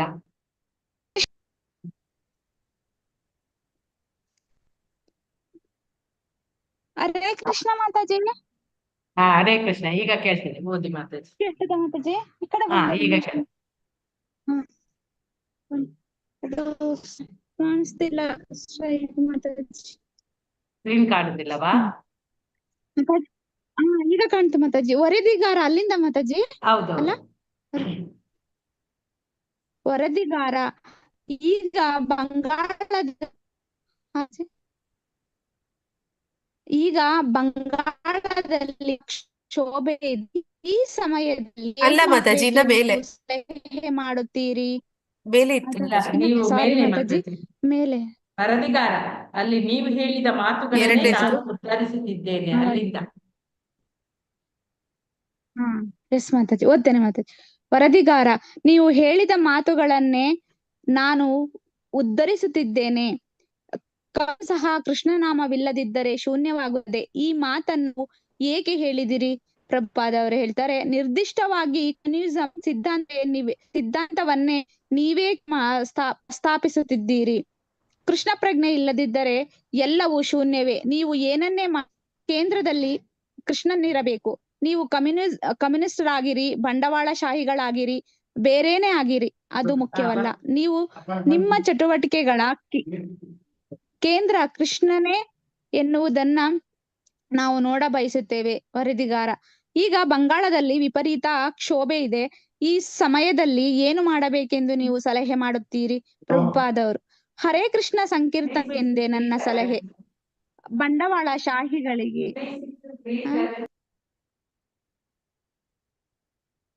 ಓದಿ ಮಾತಾಜಿ. ನೆಟ್ವರ್ಕ್ ಇಲ್ಲ, ಓದಿ ಮಾತಾಜಿ. ಹರೇ ಕೃಷ್ಣ ಎಸ್ ಮಾತಾಜಿ. ಹರೇ ಕೇಳ್ತಿದೆ ಕೃಷ್ಣ ಮಾತಾಜಿ. ಸಂಕೀರ್ತನೆ ಮಾಡಬೇಕು ಎಂದೇ ನನ್ನ ಎಸ್ ಮಾತಾಜಿ. ಹರೇ ಕೃಷ್ಣ ಸಂಕೀರ್ತನೆ ಎಂದು ನನ್ನ ಸಲಹೆ. ಬಂಡಶಾಹಿಗಳಿಗೆ ಮತ್ತು ಇಬ್ಬರಿಗೂ ನನ್ನ ಬುದ್ಧಿವಾದ.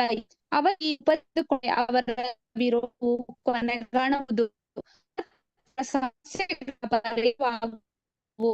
ಪ್ರಮುಖರ ಮಮತ ಜನ ಗುಂಪು ಸಾಧು ಕೂಗಿತು. ನೆಟ್ವರ್ಕ್ ನಿಮ್ದು ಕಟ್ ಇದೆ ಮಾತಾಜಿ. ಹರೇ ಕೃಷ್ಣ ನೆಟ್ವರ್ಕ್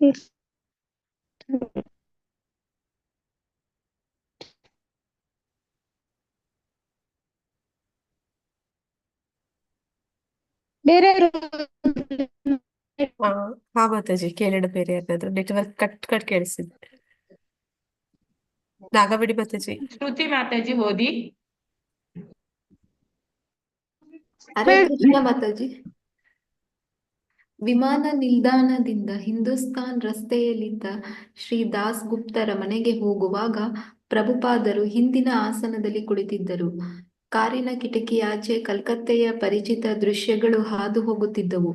ಆದರೆ ಪ್ರಭುಪಾದರೊಡನೆ ಕಾರಿನಲ್ಲಿದ್ದ ಹೊಸಬರಿಗೆ ಕಲ್ಕತ್ತೆಯು ಪರಕೀಯವಾಗಿತ್ತು ಮತ್ತು ಅಪರಿಚಿತವಾಗಿತ್ತು. ಮೂಳೆ ಬಿಟ್ಟುಕೊಂಡಿದ್ದ ಅಲೆದಾಡುತ್ತಿದ್ದ ಹಸುಗಳು ಮತ್ತು ನಾಯಿಗಳು, ದೊಡ್ಡ ಹೇರುಗಳನ್ನು ಎಳೆಯುತ್ತಿದ್ದ ಸಣ್ಣ ಕುದುರೆಗಳು, ಬರಿಗಾಲಿನ ರಿಕ್ಷಾವಾಲಗಳು, ವಿನೂತನ ತಿನಿಸುಗಳಿದ್ದ ತೆರೆದಿದ್ದ ಅಂಗಡಿಗಳು, ಪಾದಚಾರಿಗಳ ದಟ್ಟ ಗುಂಪುಗಳು, ಉಸಿರು ಕಟ್ಟಿಸುವ ಧಗೆ ಮತ್ತು ನಂಬಲು ಸಾಧ್ಯವಿಲ್ಲದ ವಾಹನ ಸಂಚಾರ ಇವೆಲ್ಲ ಪ್ರಭುಪಾದರಿಗೆ ಪರಿಚಿತವಾಗಿದ್ದವು. ಆದರೆ ಅವರೊಡನೆ ವಿಮಾನದಲ್ಲಿ ಬಂದಿದ್ದ ಶಿಷ್ಯರಿಗೆ ಈ ನೋಟಗಳು ಸಾಂಸ್ಕೃತಿಕ ಆಘಾತವನ್ನೇ ಮಾಡಿದವು. ಕಾರಿನ ಹಾರನ್ ಅನ್ನು ಶಬ್ದ ಮಾಡುತ್ತಾ ಚಲಿಸುತ್ತಿದ್ದ ವಾಹನಗಳ ಗುಂಪಿನೊಳಕ್ಕೆ ನುಗ್ಗಿ ಹೊರಕ್ಕೆ ಬಂದು ಸಾಗುತ್ತಿದ್ದ ಚಾಲಕನತ್ತ ತಮಾಲಕೃಷ್ಣರು ಆತಂಕದಿಂದ ನೋಡುತ್ತಿದ್ದರು. ಪ್ರಭುಪಾದರು ನಸುನಕ್ಕು, ತಮಾಲಕೃಷ್ಣ, ಕಾರು ನಡೆಸುವ ಈ ರೀತಿ ನಿನಗೆ ಇಷ್ಟವಾಗುತ್ತದೆಯೇ ಎಂದರು. ಆದರೆ ಅಚ್ಯುತಾನಂದರು ಮತ್ತು ಜಯಪತಾಕರು ಕಲ್ಕತ್ತೆಗೆ ಹೊಂದಿಕೊಂಡು ಬಿಟ್ಟಿದ್ದರು. ಅದರ ಸಂಸ್ಕೃತಿಯನ್ನು ಮೆಚ್ಚಲು ಕಲಿತಿದ್ದರು. ಅವರು ಉನ್ನತ ವರ್ಗದ ಸುಸಂಸ್ಕೃತ ಬಂಗಾಳಿಗಳನ್ನು ಭೇಟಿ ಮಾಡುತ್ತಿದ್ದರು. ಇವರಿಬ್ಬರು ಹುಟ್ಟಿನಿಂದ ಅಮೆರಿಕನ್ನರೇ ಆದರೂ ಆ ಬಂಗಾಳಿಗಳು ಇವರನ್ನು ಸಾಧುಗಳೆಂದೇ ಕಾಣುತ್ತಿದ್ದರು. ಅವರು ಅನೇಕರ ಮನೆಗಳಲ್ಲಿ ಬೋಧನೆ ಮಾಡಿದ್ದರು. ಸಾರ್ವಜನಿಕವಾಗಿ ಸಂಕೀರ್ತನೆ ಮಾಡಿ ಕುತೂಹಲಿಗಳಾದ ಗುಂಪುಗಳನ್ನು ಆಕರ್ಷಿಸಿದ್ದರು. ಆದರೆ ಅವರಿಗೆ ಇನ್ನೂ ಇಸ್ಕಾನ್ಗಾಗಿ ಗಟ್ಟಿಯಾದ ಸ್ಥಾನ ದೊರಕಿಸಿಕೊಳ್ಳಲು ಸಾಧ್ಯವಾಗಿರಲಿಲ್ಲ. ಅದನ್ನು ಬದಲಾಯಿಸಲು ಈಗ ಪ್ರಭುಪಾದರು ಬಂದಿದ್ದರು. ಅಮೆರಿಕದಲ್ಲಿ ಮಾಡಿದಂತೆಯೇ ಇಲ್ಲಿಯೂ ಅವರು ಅದ್ಭುತವಾಗಿ ಬೋಧನೆ ಮಾಡಲಿದ್ದರು.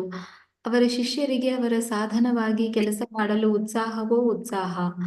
ಪ್ರಭುಪಾದರು ಶಿಷ್ಯರ ಚೈತನ್ಯ ಶಕ್ತಿಯಾಗಲಿದ್ದರು, ಅವರ ಸ್ಫೂರ್ತಿಯಾಗಲಿದ್ದರು, ಏಕೆಂದರೆ ಚೈತನ್ಯ ಮಹಾಪ್ರಭುಗಳೇ ಅವರಿಗೆ ಅಧಿಕಾರ ನೀಡಿದ್ದರು.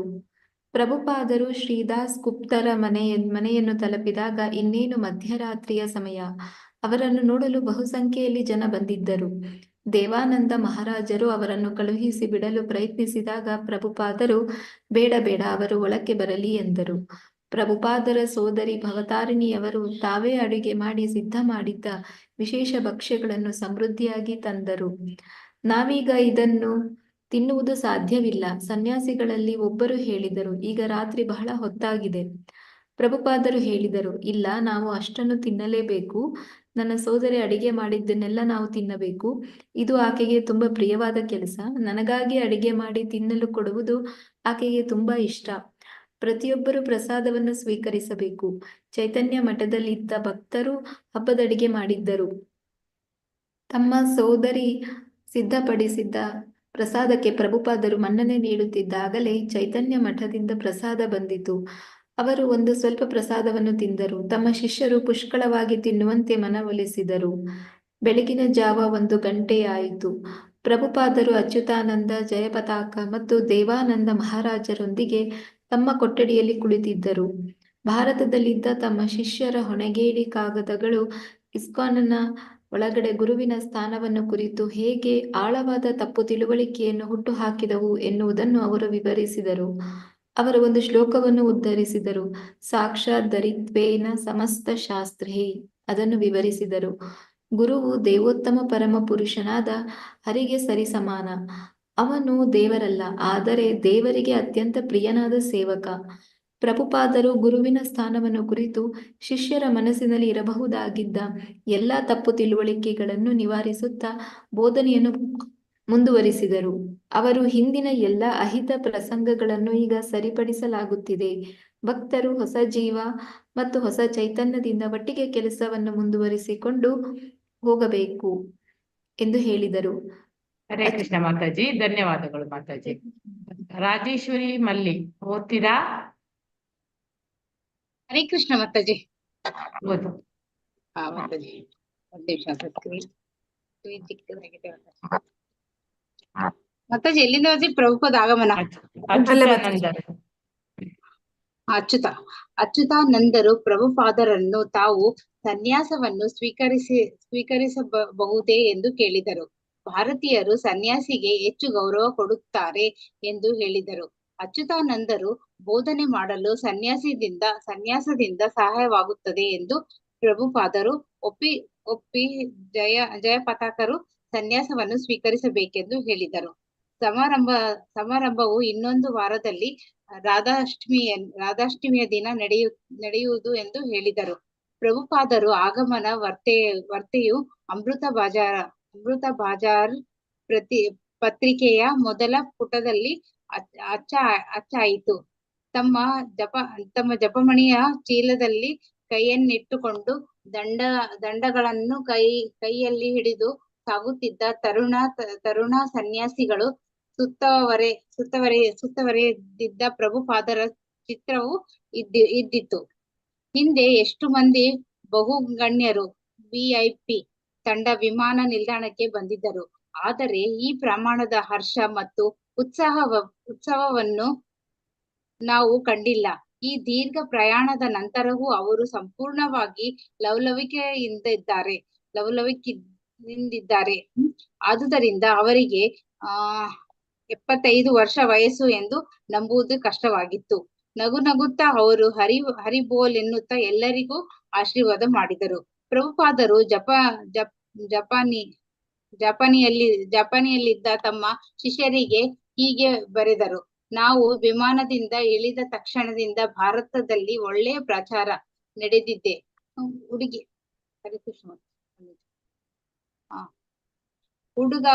ಹುಡುಗ ಬ್ರೋಸ್ ಸುಧಾರಿಸುತ್ತಿದ್ದಾನೆ, ಹೆಚ್ಚು ಆಸಕ್ತಿ ತೋರಿಸುತ್ತಿದ್ದಾನೆ.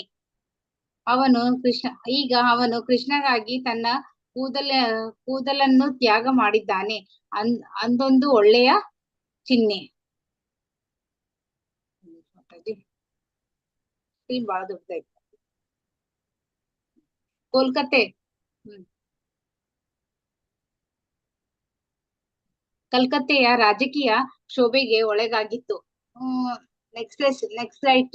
ನೆಕ್ಸಲೈಟರು ಎಂಬ ಕಮ್ಯುನಿಸ್ಟ್ ಭಯೋತ್ಪಾದಕರು ತುಂಬಿ ಎಬ್ಬಿಸುತ್ತಿದ್ದರು. ವಾಣಿಜ್ಯ ವ್ಯವಹಾರಗಳಲ್ಲಿ ತೊಡಗಿರುತ್ತವರಲ್ಲಿ ಪ್ರಮುಖರನ್ನು ಕೊಲೆ ಮಾಡುತ್ತಿದ್ದರು. ಇತರ ಅನೇಕರಿಗೆ ಪ್ರಾಣ ಭಯವನ್ನು ಒಡ್ಡುತ್ತಿದ್ದರು. ಹಲವಾರು ಶ್ರೀಮಂತರ ಮಾರವಾಡಿ ಕೈಗಾರಿಕೋದ್ಯಮಿಗಳು ಕಲ್ಕತ್ತೆಯನ್ನು ಬಿಟ್ಟು ದೆಹಲಿ ಮತ್ತು ಮುಂಬೈಗಳಿಗೆ ಹೋಗುತ್ತಿದ್ದರು. ಭಯೋತ್ಪಾದಕರ ಹಾವಳಿಯು ಜೊತೆಗೆ ಬಂಗಾಳದ ಕಾಲೇಜು ವಿದ್ಯಾರ್ಥಿಗಳು ಗಲಭೆ ಮಾಡುತ್ತಿದ್ದರು. ಪ್ರಭುಪಾದರನ್ನು ಭೇಟಿ ಮಾಡಲು ಬರುತ್ತಿದ್ದವರಲ್ಲಿ ಬಹುಮಂದಿ ಪಶ್ಚಿಮ ಬಂಗಾಳದವರು, ವಯಸ್ಸಾದವರು. ಈ ಹಿಂಸೆ ಮತ್ತು ಅಶಾಂತಿಯಿಂದ ಅವರು ಕಳವಳಗೊಂಡಿದ್ದರು. ಅವರಿಗೆ ಏಕಮಾತ್ರ ಆಶ್ರಯ ಕೃಷ್ಣನೇ ಎಂದು ಪ್ರಭುಪಾದರು ಹೇಳಿದರು. ಹರೇ ಜನರು ಕೃಷ್ಣ ಮಾತಾಜಿ. ಹರೇ ಕೃಷ್ಣ ಮಾತಾಜಿ, ಧನ್ಯವಾದಗಳು ಮಾತಾಜಿ. ಇಲ್ಲಿವರೆಗೂ ಹೇಳ್ಬಿಡ್ಲ ಮಾತಾಜಿ? 10 ಮಿನಿಟ್ಸ್ ಇದೆ. ಹೇಳಿ ಮಾತಾಜಿ, ಸಾಕು, ಸ್ಟಾಪ್ ಮಾಡುವ.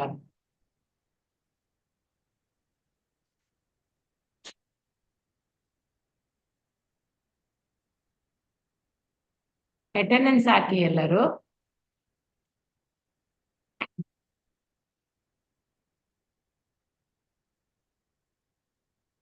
ಹಿಂದೆ ನಾವು ನೋಡಿ ಚಾಪ್ಟರ್ ಅಲ್ಲಿ ಕೊನೆಗೆ ಏನಾಗಿತ್ತು ಅಂದ್ರೆ ಅವರ ವ್ಯವಹಾರ ಟೋಕಿಯೋದಲ್ಲಿ. ಮಾತಾಜಿ ನೆಟ್ ಕಟ್ ಆಯ್ತು ಮಾತಾಜಿ. ಓಕೆ. ಅಲ್ಲಿ ಏನಾಯ್ತು ಅಂತಂದ್ರೆ ಅವರು ಟೋಕಿಯೋದಲ್ಲಿ ವ್ಯವಹಾರ ಕುದುರಿಸ್ಕೊಂಡ್ರು. ಅಂದ್ರೆ ಆ ಒಂದು ಬುಕ್ ಪ್ರಿಂಟಿಂಗ್ ಪ್ರೆಸ್ನವ್ರ ಜೊತೆ ಆ ಬುಕ್ ಪ್ರಿಂಟಿಂಗ್ ಗೆ ಅವರು ಒಂದು ಬಿಸ್ನೆಸ್ ಮಾತಾಡಿ ಅದನ್ನ ಮುಗಿಸ್ಕೊಂಡು ಬಂದ್ರು. ನಂತರ ಅವರು ಭಾರತಕ್ಕೆ ಹಿಂದಿರುಗ್ತಾರೆ. ಅಲ್ಲಿ ಭಾರತಕ್ಕೆ ಹಿಂದಿರುಗುವಾಗ 3 ವರ್ಷ ಆಗಿದೆ ಅವರು ಕೋಲ್ಕತ್ತಾಗೆ ಬಂದು. ಕೋಲ್ಕತ್ತಾಗೆ ಅವರು ಏರ್ಪೋರ್ಟ್ಗೆ ಬರ್ಬೇಕಂದ್ರೆ 12 ಗಂಟೆ ಅಲ್ಲಿ ಟೋಕಿಯೋದಿಂದ ಅಲ್ಲಿಗೆ ಪ್ರಯಾಣ ನಡೆದಿದೆ. ಅಷ್ಟು ಸಮಯ ಅವರು ಆದ್ರೆ ಅವ್ರಿಗೆ ಯಾವ್ದೇ ಒಂದು ಅಷ್ಟು ಏಜ್ ಆಗಿದೆ ಆದ್ರೂ ಆಯಾಸ ಅನ್ನೋದು ಇಲ್ದಿರ ಅವರಲ್ಲಿ ಬಂದು ಏರ್ಪೋರ್ಟ್ ಅಲ್ಲಿ ಇಳಿಯುವಾಗ ತುಂಬಾ ಸಂತೋಷವಾಗಿ ಕಾಣಿಸ್ತಾ ಇದ್ದಾರೆ. ಮತ್ತೆ ಅವರನ್ನ ಬರಮಾಡ್ಕೊಳ್ಳೋದಕ್ಕೆ ಇಲ್ಲಿ ನಾವು ನೋಡ್ತಾ ಇದ್ವಿ ಅವರ ಶಿಷ್ಯಂದಿರು, ಅಂದ್ರೆ ಅಮೆರಿಕನ್ ಶಿಷ್ಯರು ಅಚ್ಯುತಾನಂದ ಮತ್ತೆ ಜಯಪತಾಕ ಪ್ರಭುಜಿ. ಮತ್ತೆ ಇವರಿಬ್ರು ಕೂಡ ಇನ್ನು ಸನ್ಯಾಸ ದೀಕ್ಷೆನ ಅಲ್ಲಿವರೆಗೂ ತಗೊಂಡಿಲ್ಲ ಅಂತ ನಾವು ಮುಂದೆ ನೋಡ್ತೀವಿ. ಅಂದ್ರೆ ಅವರಿಬ್ರು ಬರಮಾಡ್ಕೊಳ್ಳೋಕೆ ಬಂದಾಗ ಹೂವಿನಿಂದ ಒಂದು ಅಲಂಕಾರ ಮಾಡಿದಂತಹ ಒಂದು ಕಾರನ್ನ ತರ್ತಾರೆ. ಮತ್ತೆ ಅಲ್ಲಿ ಎಲ್ಲರೂ ಕೂಡ ಸಂಕೀರ್ತನೆಯನ್ನ ಮಾಡ್ತಾರೆ. ನಂತರ ಅಲ್ಲಿ ಒಂದು ಸಂಭ್ರಮ, ಹಬ್ಬದ ವಾತಾವರಣ ಇರುತ್ತೆ. ಪ್ರಭುಪಾದರಿಗೂ ಕೂಡ ತುಂಬಾ ಸಂತೋಷ ಆಗುತ್ತೆ. ಅವರ ಜೊತೆಯಲ್ಲಿದ್ದಂತಹ ಇಬ್ಬರು ಶಿಷ್ಯಂದಿರು ಅಂದ್ರೆ ಅವರಿಗೆ ಇದೆಲ್ಲವೂ ಕೂಡ ತುಂಬಾ ಆಶ್ಚರ್ಯವಾಗಿ ಅವ್ರನ್ನ ಅದನ್ನ ನೋಡ್ತಾರೆ. ನಂತರ ಅವರು ಹೇಗೆ ಅಲಂಕಾರವಾಗಿ ಮಾಡಿದಂತಹ ಒಂದು ಕಾರಿನಲ್ಲಿ ಕೂತ್ಕೊಂಡವರು ಬರ್ತಾರೆ ಅಂತ, ಮತ್ತೆ ಆ ಡ್ರೈವ್ ಮಾಡುವಂತದ್ದು ಅದನ್ನ ಇಲ್ಲಿ ಹೇಳ್ತಾ ಇದ್ದಾರೆ. ಅಚ್ಯುತಾನಂದ ಮತ್ತೆ ಜಯಪತಾಕ ಪ್ರಭುಜಿ ಅವರು ಇಲ್ಲಿ ಕಲ್ಕತ್ತಾಗೆ ಬಂದಿದ್ದಾರೆ. ಆದ್ರೆ ಅವರು ಬಂದು ಹೆಚ್ಚು ಸಮಯ ಆಗಿದೆ. ಮತ್ತೆ ಅಲ್ಲಿನ ಒಂದು ಸಂಸ್ಕೃತಿಗೆ ಮತ್ತೆ ಅಲ್ಲಿನ ಒಂದು ವಾತಾವರಣಕ್ಕೆ ಅವರು ಹೋಗಿದ್ದಾರೆ ಅಂತ ಹೇಳ್ತಾರೆ. ಅಂದ್ರೆ ಅದು ಯಾವ ರೀತಿ ಇದೆ ಅಂದ್ರೆ ಬಂಗಾಲದಲ್ಲಿ ಜನ ನಿಬಿಡ ಜಾಸ್ತಿ ಇದೆ. ಮತ್ತೆ ಅಲ್ಲಿ ಹೇಗೆ ಹಾರ್ನ್ ಮಾಡ್ತಾ ಕಾರನ್ನ ಮಧ್ಯೆ ತೂರಿಸ್ಕೊಂಡು ಹೇಗೆ ಗಾಡಿಯನ್ನ ಓಡಿಸ್ತಾರೆ ಅದೆಲ್ಲವನ್ನ ನೋಡಿ ಅಲ್ಲಿ ಕೂತಿದ್ದಂತಹ ಅವರ ಜಪಾನಿನ ಶಿಷ್ಯರಿಗೆ ಅದು ಆಶ್ಚರ್ಯ ಆಗುತ್ತೆ. ಆದ್ರೆ ಅದು ಈಗಾಗ್ಲೇ ಅಚ್ಯುತಾನಂದ ಮತ್ತೆ ಜಯಪತಾಕ ಪ್ರಭುಜಿಯರಿಗೆ ಅದು ಅಭ್ಯಾಸ ಆಗಿರುತ್ತೆ. ನಂತರ ಅವರು ಹಾಗೆ ಮುಂದೆ ಸಾಕ್ತಾ ಚೈತನ್ಯ ಮಠಕ್ಕೆ ಬರ್ತಾರೆ. ಅಂದ್ರೆ ಅಲ್ಲಿಯ ವಾದ್ಯಗಳನ್ನ ನುಡಿಸ್ತಾರೆ, ಮತ್ತೆ ಸಂಕೀರ್ತನೆಗಳನ್ನ ಮಾಡ್ತಾರೆ. ನಂತರ ಹೂವಿನಿಂದ ಹಾರಗಳು, ಎಷ್ಟೊಂದು ಮಲ್ಲಿಗೆ ಹಾರಗಳನ್ನ ಪ್ರಭುಪಾದರಿಗೆ ಆ ಹಾರವನ್ನ ಹಾಕ್ತಾರೆ ಅಂತಂದ್ರೆ ಅವರ ಮುಖವನ್ನೇ ನೋಡ್ಲಿಕ್ಕೆ ಸಾಧ್ಯ ಇಲ್ಲ, ಅಷ್ಟು ಹಾರಗಳನ್ನ ಹಾಕಿರ್ತಾರೆ. ಅದೆಲ್ಲವನ್ನ ನೋಡಿ ಎಲ್ಲರಿಗೂ ಅನ್ಸುತ್ತೆ ಇಲ್ಲಿವರೆಗೂ ಯಾರು ಈ ಒಂದು ಏರ್ಪೋರ್ಟ್ ಅಲ್ಲಿ ಇಂತಹ ಒಂದು ಸ್ವಾಗತ ಯಾರಿಗೂ ಸಿಕ್ಕಿರೋದಿಲ್ಲ ಅಂತ ಒಂದು ಉತ್ಸವದ ರೀತಿಯಲ್ಲಿ ಅದು ನಡೆಯುತ್ತೆ. ನಂತರ ಅವರು ಚೈತನ್ಯ ಮಠಕ್ಕೆ ಹೋಗ್ತಾರೆ. ಅಂದ್ರೆ ಅವ್ರಿಗೆ ಅಲ್ಲಿಗೆ ಬಂದು 3 ವರ್ಷಗಳು ಕಳೆದಿದೆ. 3 ವರ್ಷಗಳ ನಂತರ ಬರ್ತಾ ಇದ್ದಾರೆ.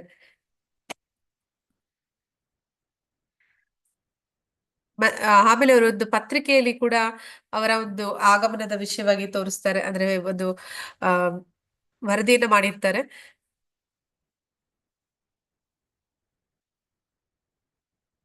ಅಲ್ಲಿ ವರದಿಗಾರರು ಕೂಡ ಅವರಲ್ಲೇ ಒಂದು ಪ್ರಶ್ನೆನ ಮಾಡ್ತಾರೆ. ಆದ್ರೆ ಆ ಒಂದು ಅಷ್ಟೊಂದು ಉತ್ಸವದ ರೀತಿಯಲ್ಲಿ ಅವರನ್ನ ಬರಮಾಡಿಕೊಳ್ತಾ ಇರುವಾಗ ವರದಿಗಾರರು ಕೂಡ ಅಲ್ಲಿಗೆ ಬಂದಿದ್ದಾರೆ. ಅವರು ಅವರನ್ನ ಪ್ರಶ್ನೆಗಳನ್ನ ಮಾಡ್ತಾ ಇದ್ದಾರೆ. ಏನಂತ ಹೇಳ್ತಾ ಇದ್ದಾರೆ ಅಂದ್ರೆ, ನೀವು ಕಮ್ಯುನಿಸಂ ಸಹ ಕೃಷ್ಣ ನಾಮವಿಲ್ಲದಿದ್ದರೆ ಶೂನ್ಯ ಅಂತ ಯಾಕೆ ಹೇಳಿದ್ರಿ ಅಂತ ಕೇಳ್ತಾರೆ. ಅದಕ್ಕೆ ಪ್ರಭುಪಾದರು ಹೇಳ್ತಾರೆ, ಕಮ್ಯುನಿಸಂ ಮಾತ್ರ ಅಲ್ಲ, ಬಂಡವಾಳಶಾಹಿ ಅಥವಾ ಬೇರೆ ಏನೇ ಆಗಿರ್ಲಿ, ಎಲ್ಲದರಲ್ಲೂ ಕೂಡ ಕೇಂದ್ರದಲ್ಲಿ ಕೃಷ್ಣನಿರ್ಬೇಕು. ಕೃಷ್ಣ ಇಲ್ಲ ಅಂತಂದ್ರೆ ಅವೆಲ್ಲವೂ ಕೂಡ ವ್ಯರ್ಥ, ಅದೆಲ್ಲ ಯಾವುದು ಕೂಡ ಅದರಲ್ಲಿ ಮುಖ್ಯ ಅಲ್ಲ ಅಂತ ಇಲ್ಲಿ ಹೇಳ್ತಾರೆ.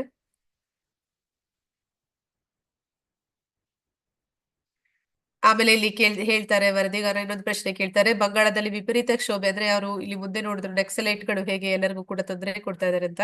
ಇಂತಹ ಸಂದರ್ಭದಲ್ಲಿ ನೀವು ಏನು ಸಲಹೆ ಕೊಡ್ತೀರಿ ಅಂತ ಕೇಳ್ತಾ ಇದ್ದಾರೆ. ಅದಕ್ಕೆ ಪ್ರಭುಪಾದ್ರೆ ಹೇಳ್ತಾ ಇದ್ದಾರೆ, ಹರೇ ಕೃಷ್ಣ ಸಂಕೀರ್ತನೆ ಮಾಡಬೇಕು, ಅದೇ ನನ್ನ ಸಲಹೆ ಅಂತ ಇಲ್ಲಿ ಹೇಳ್ತಾ ಇದ್ದಾರೆ. ಎಂತಹ ಒಂದು ಆ ಆ ಕೆಟ್ಟ ಪರಿಸ್ಥಿತಿ ಇದ್ರೂ ಕೂಡ ಹರಿನಾಮ ಸಂಕೀರ್ತನೆಯಿಂದ ಎಲ್ಲ ಸಮಸ್ಯೆಗಳಿಗೆ ಪರಿಹಾರ ಸಿಗುತ್ತೆ ಅಂತ ಇಲ್ಲಿ ಪ್ರಭುಪಾದರು ಹೇಳ್ತಾ ಇದ್ದಾರೆ. ಅವರ ಮಾತುಗಳನ್ನ ಕೇಳಿ ಅಲ್ಲಿದ್ದಂತಹ ಜನರೆಲ್ಲ ಪ್ರಭುಪಾದರನ್ನ ಸಾಧು ಸಾಧು ಅಂತ ಕೂಗ್ತಾ ಇದ್ದಾರೆ.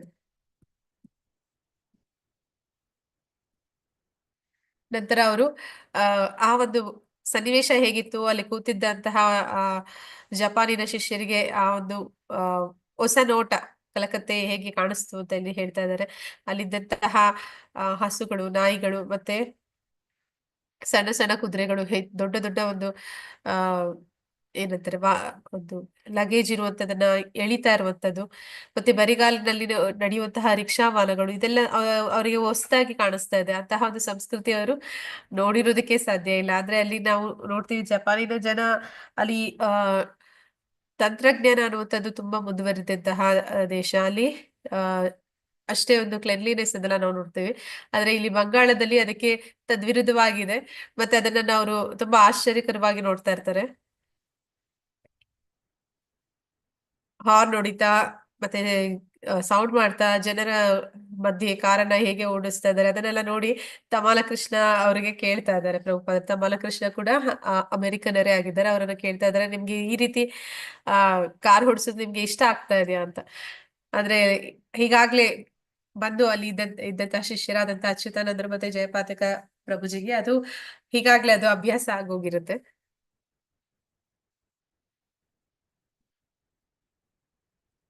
ಅಂದ್ರೆ ಇಲ್ಲಿ ಅವರ ಬಗ್ಗೆ ಕೂಡ ಹೇಳ್ತಾ ಇದ್ದಾರೆ. ಅಚ್ಯುತಾನಂದ ಮತ್ತೆ ಪತಾಕ ಪ್ರಭುಜಿ ಅವರು ಬಂಗಾಳಿ ಕಲಿತಾರೆ, ಮತ್ತೆ ಅನೇಕ ಬಂಗಾಳಿ ಮನೆಗಳಿಗೆ ಹೋಗಿ ಬೋಧನೆಗಳನ್ನು ಕೂಡ ಮಾಡ್ತಾರೆ, ಮತ್ತೆ ಅವರು ಸಂಕೀರ್ತನೆಗಳನ್ನ ಮಾಡ್ತಾರೆ. ಹೀಗೆ ಎಲ್ಲರನ್ನು ಅಂದ್ರೆ ಪ್ರಭುಪಾದರ ನಾವು ಹೇಳ್ತೀವಿ ಅಂದ್ರೆ ಈಗ ನಾವು ಕೃಷ್ಣನ ಒಂದು ಯೋಜನೆಯಲ್ಲಿ ಸಾಧನವಾಗ್ಬೇಕು ಅಂತ, ಹಾಗೆ ಇಲ್ಲಿ ಪ್ರಭುಪಾದರ ಒಂದು ಮಿಷನ್ ಅಲ್ಲಿ ಅವರು ಸಾಧನವಾಗೋದ್ರಲ್ಲಿ ಅವರಿಗೆ ತುಂಬಾ ಉತ್ಸಾಹ ಇತ್ತು ಅಂತ ಹೇಳಿ ತಿಳಿಸ್ತಾ ಇದ್ದಾರೆ.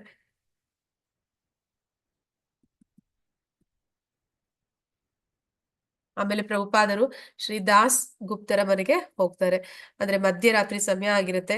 ಆಗ ಸನ್ಯಾಸಿಗಳು ನಮ್ಗೆ ಇನ್ನ ಆಯ್ತು, ನಾವೇನು ಊಟ ಮಾಡಕ್ಕಾಗೋದಿಲ್ಲ ಅಂತ ಹೇಳ್ತಾರೆ. ಆದ್ರೆ ಆ ಪ್ರಭುಪಾದರ ಸಹೋದರಿ ಭವತಾರಿಣಿಯವರು ಅವರೇ ಸ್ವತಃ ಅಡಿಗೆಗಳನ್ನ ಮಾಡಿ ತಂದಿರ್ತಾರೆ. ಮತ್ತೆ ಪ್ರಭುಪಾದರು ಕೂಡ ಹೇಳ್ತಾರೆ, ಇಲ್ಲ ಇಲ್ಲ ನನ್ನ ತಂಗಿ ಅವರು ಆ ರೀತಿ ನಾವು ಅವರೇ ಮಾಡಿರುವಂತದ್ದು ನನಗೆ ತಿನ್ನಿಸ್ತೀರ ಬಿಡೋದಿಲ್ಲ ಅವರು, ಈಗ ಎಲ್ಲರೂ ಊಟ ಮಾಡಿ ಅಂತ ಹೇಳಿ ಆ ಚೈತನ್ಯ ಮಠದಿಂದ ಕೂಡ ಪ್ರಸಾದ ಬಂದಿರುತ್ತೆ. ಆದ್ರೆ ಅವರು ಸ್ವಲ್ಪ ಸ್ವೀಕಾರ ಮಾಡಿ ಅವರ ಒಂದು ಶಿಷ್ಯಂದಿರಿಗೆ ಬಲವಂತವಾಗಿ ಊಟ ಮಾಡಿಸ್ತಾರೆ.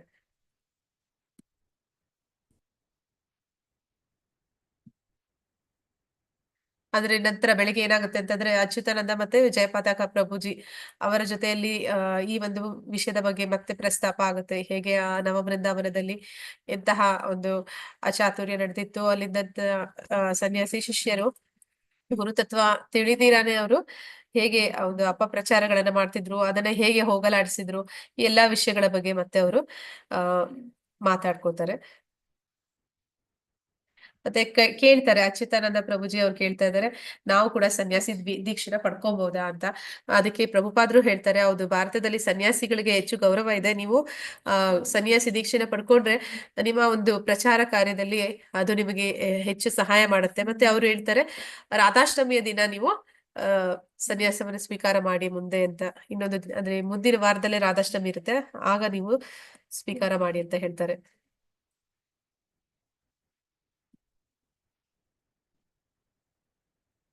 ಅಂದ್ರೆ ಇಲ್ಲಿ ಒಂದು ವರದಿಯಾದಂತದನ್ನ ಹೇಳ್ತಾ ಇದ್ದಾರೆ.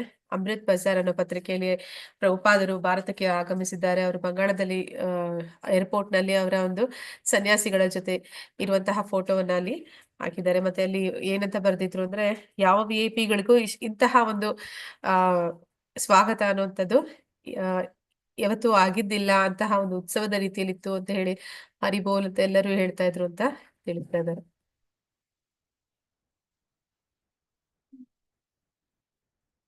ಕೊನೆಗೆ ಅಲ್ಲಿ ಜಪಾನಿನಲ್ಲಿ ಸಿಕ್ಕಿದಂತಹ ಶಿಷ್ಯನ ಬಗ್ಗೆ ಹೇಳ್ತಾ ಇದ್ದಾರೆ. ಅವನು ಕೂಡ ಈಗ ಕೃಷ್ಣ ಪ್ರಜ್ಞೆಗೆ ಸೇರ್ಕೊಳ್ಳೋದಕ್ಕೆ ಆಸಕ್ತಿ ತೋರಿಸ್ತಿದ್ದ ಅಂತ ಹೇಳಿದ್ರು. ಅವನೀಗ ತನ್ನ ತಲೆನ ಬೋಡಿಸಿದ, ಕೂದಲನ್ನ ಬೋಡಿಸಿದ್ದಾನೆ ಕೃಷ್ಣನಿಗೋಸ್ಕರ ಅಂತ ಇಲ್ಲಿ ಹೇಳ್ತಿದ್ದಾರೆ.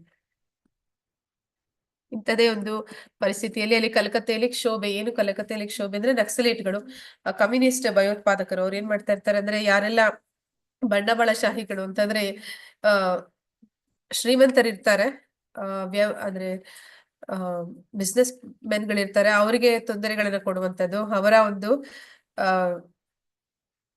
ಅವರನ್ನ ಕೊಲೆಯನ್ನ ಮಾಡುವಂಥದ್ದು, ಅವರಿಂದ ಹಣವನ್ನ, ಅವರ ಸ್ವತ್ತನ್ನ ದೋಚುವಂಥದ್ದು, ಇಂಥ ಕೆಲಸಗಳಲ್ಲಿ ಅವರು ತೊಡಗಿರ್ತಾರೆ. ಮತ್ತೆ ಇಲ್ಲಿ ಅಂತಹ ಒಂದು ಸಂದರ್ಭದಲ್ಲಿ ಪ್ರಭುಪಾದರನ್ನ ಭೇಟಿಯಾಗೋದಕ್ಕೆ ಪಶ್ಚಿಮ ಬಂಗಾಳದಿಂದ ಅವರ ಶಿಷ್ಯದಿರೋರ ಭಕ್ತರು ಬರ್ಲಿಕ್ಕಿರ್ತಾರೆ. ಅವ್ರಿಗೆ ಎಲ್ಲರಿಗೂ ಕೂಡ ಆ ಒಂದು ಅಶಾಂತಿಯ ಸಂದರ್ಭ ಅವ್ರಿಗೆ ಕೂಡ ಬೇಸರವನ್ನ ತರುತ್ತೆ. ಅದಕ್ಕೆ ಅವರಿಗೆ ಏಕಮಾತ್ರ ಆಶ್ರಯ ಕೃಷ್ಣನೇ ಎಂದು ಪ್ರಭುಪಾದರು ಹೇಳ್ತಾ ಇದ್ದಾರೆ. ಅಂದ್ರೆ ಅಂತಹ ಸಂದರ್ಭದಲ್ಲಿ ಅವ್ರು ಭೇಟಿ ಮಾಡ್ಲಿಕ್ಕೆ ಬರ್ಬೇಕು ಅಂದ್ರೆ ಭಗವಂತನೇ ಅವರಿಗೆ ಸಹಾಯ ಮಾಡ್ಬೇಕು ಅಂತ.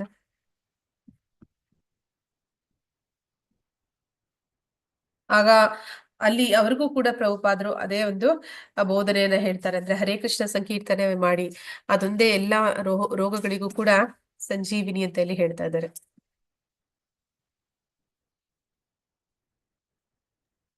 ಆಯ್ತು ಮಾತಾಜಿ. ಆಯ್ತಲ್ಲ ಮಾತಾಜಿ? ಹೌದು. ಓಕೆ. ವಾಂಛಾ ಕಲ್ಪತರುಶ್ಚ ಕೃಪಾ ಸಿಂಧುಭ್ಯ ಏವ ಚ ಪತಿತನಾಂ ಪಾವನೇಭ್ಯೋ ವೈಷ್ಣವೇಭ್ಯೋ ನಮೋ ನಮಃ. ಅನಂತ ಕೋಟಿ ವೈಷ್ಣವೃಂದ ಕಿ ಜೈ. ನಾಮಾಚಾರಿ ಹರಿದಾಸ್ ಠಾಕೂರ್ ಕಿ ಜೈ. ಇಲ್ಲಿ ನೆರೆದಿರುವಂತಹ ಎಲ್ಲ ಭಕ್ತರಿಗೂ ಜೈ. ಹರೇ ಕೃಷ್ಣ. ಹರೇ ಕೃಷ್ಣ ಮಾತಾಜಿ, ಧನ್ಯವಾದಗಳು. ಹರೇ ಕೃಷ್ಣ ಮಾತಾಜಿ. ಹರೇ ಕೃಷ್ಣ ಮಾತಾಜಿ. ಧನ್ಯವಾದಗಳು ಮಾತಾಜಿ. ಹರೇ ಕೃಷ್ಣ ಮಾತಾಜಿ. ಹರೇ ಹರೇ ಕೃಷ್ಣ. ಕೃಷ್ಣ ಮಾತಾಜಿ, ಧನ್ಯವಾದಗಳು. ಹರೇ ಕೃಷ್ಣ ಮಾತಾಜಿ. ಮಾತಾಜಿ, ನೆಕ್ಸ್ಟ್ ಇದು ಭಾಗವತಂ ರೀಡಿಂಗ್ ಕ್ಲಾಸಿಗೆ ಲೈವ್ ಮಾಡ್ಲಿಕ್ಕೆ ಆಗುತ್ತಾ ನಿಮ್ಗೆ? ಹಾ, ಮಾಡ್ತೀನಿ ಮಾತಾಜಿ. ಆದ್ರೆ ಟೈಮಿಂಗ್ಸ್ ಏನ್ ಮಾತಾಜಿ? ಹೀಗೆ 6 ರಿಂದ 7 ಮಾತಾಜಿ. ಈಗ್ಲೇನಾ ಮಾತಾಜಿ? ಇದನ್ನ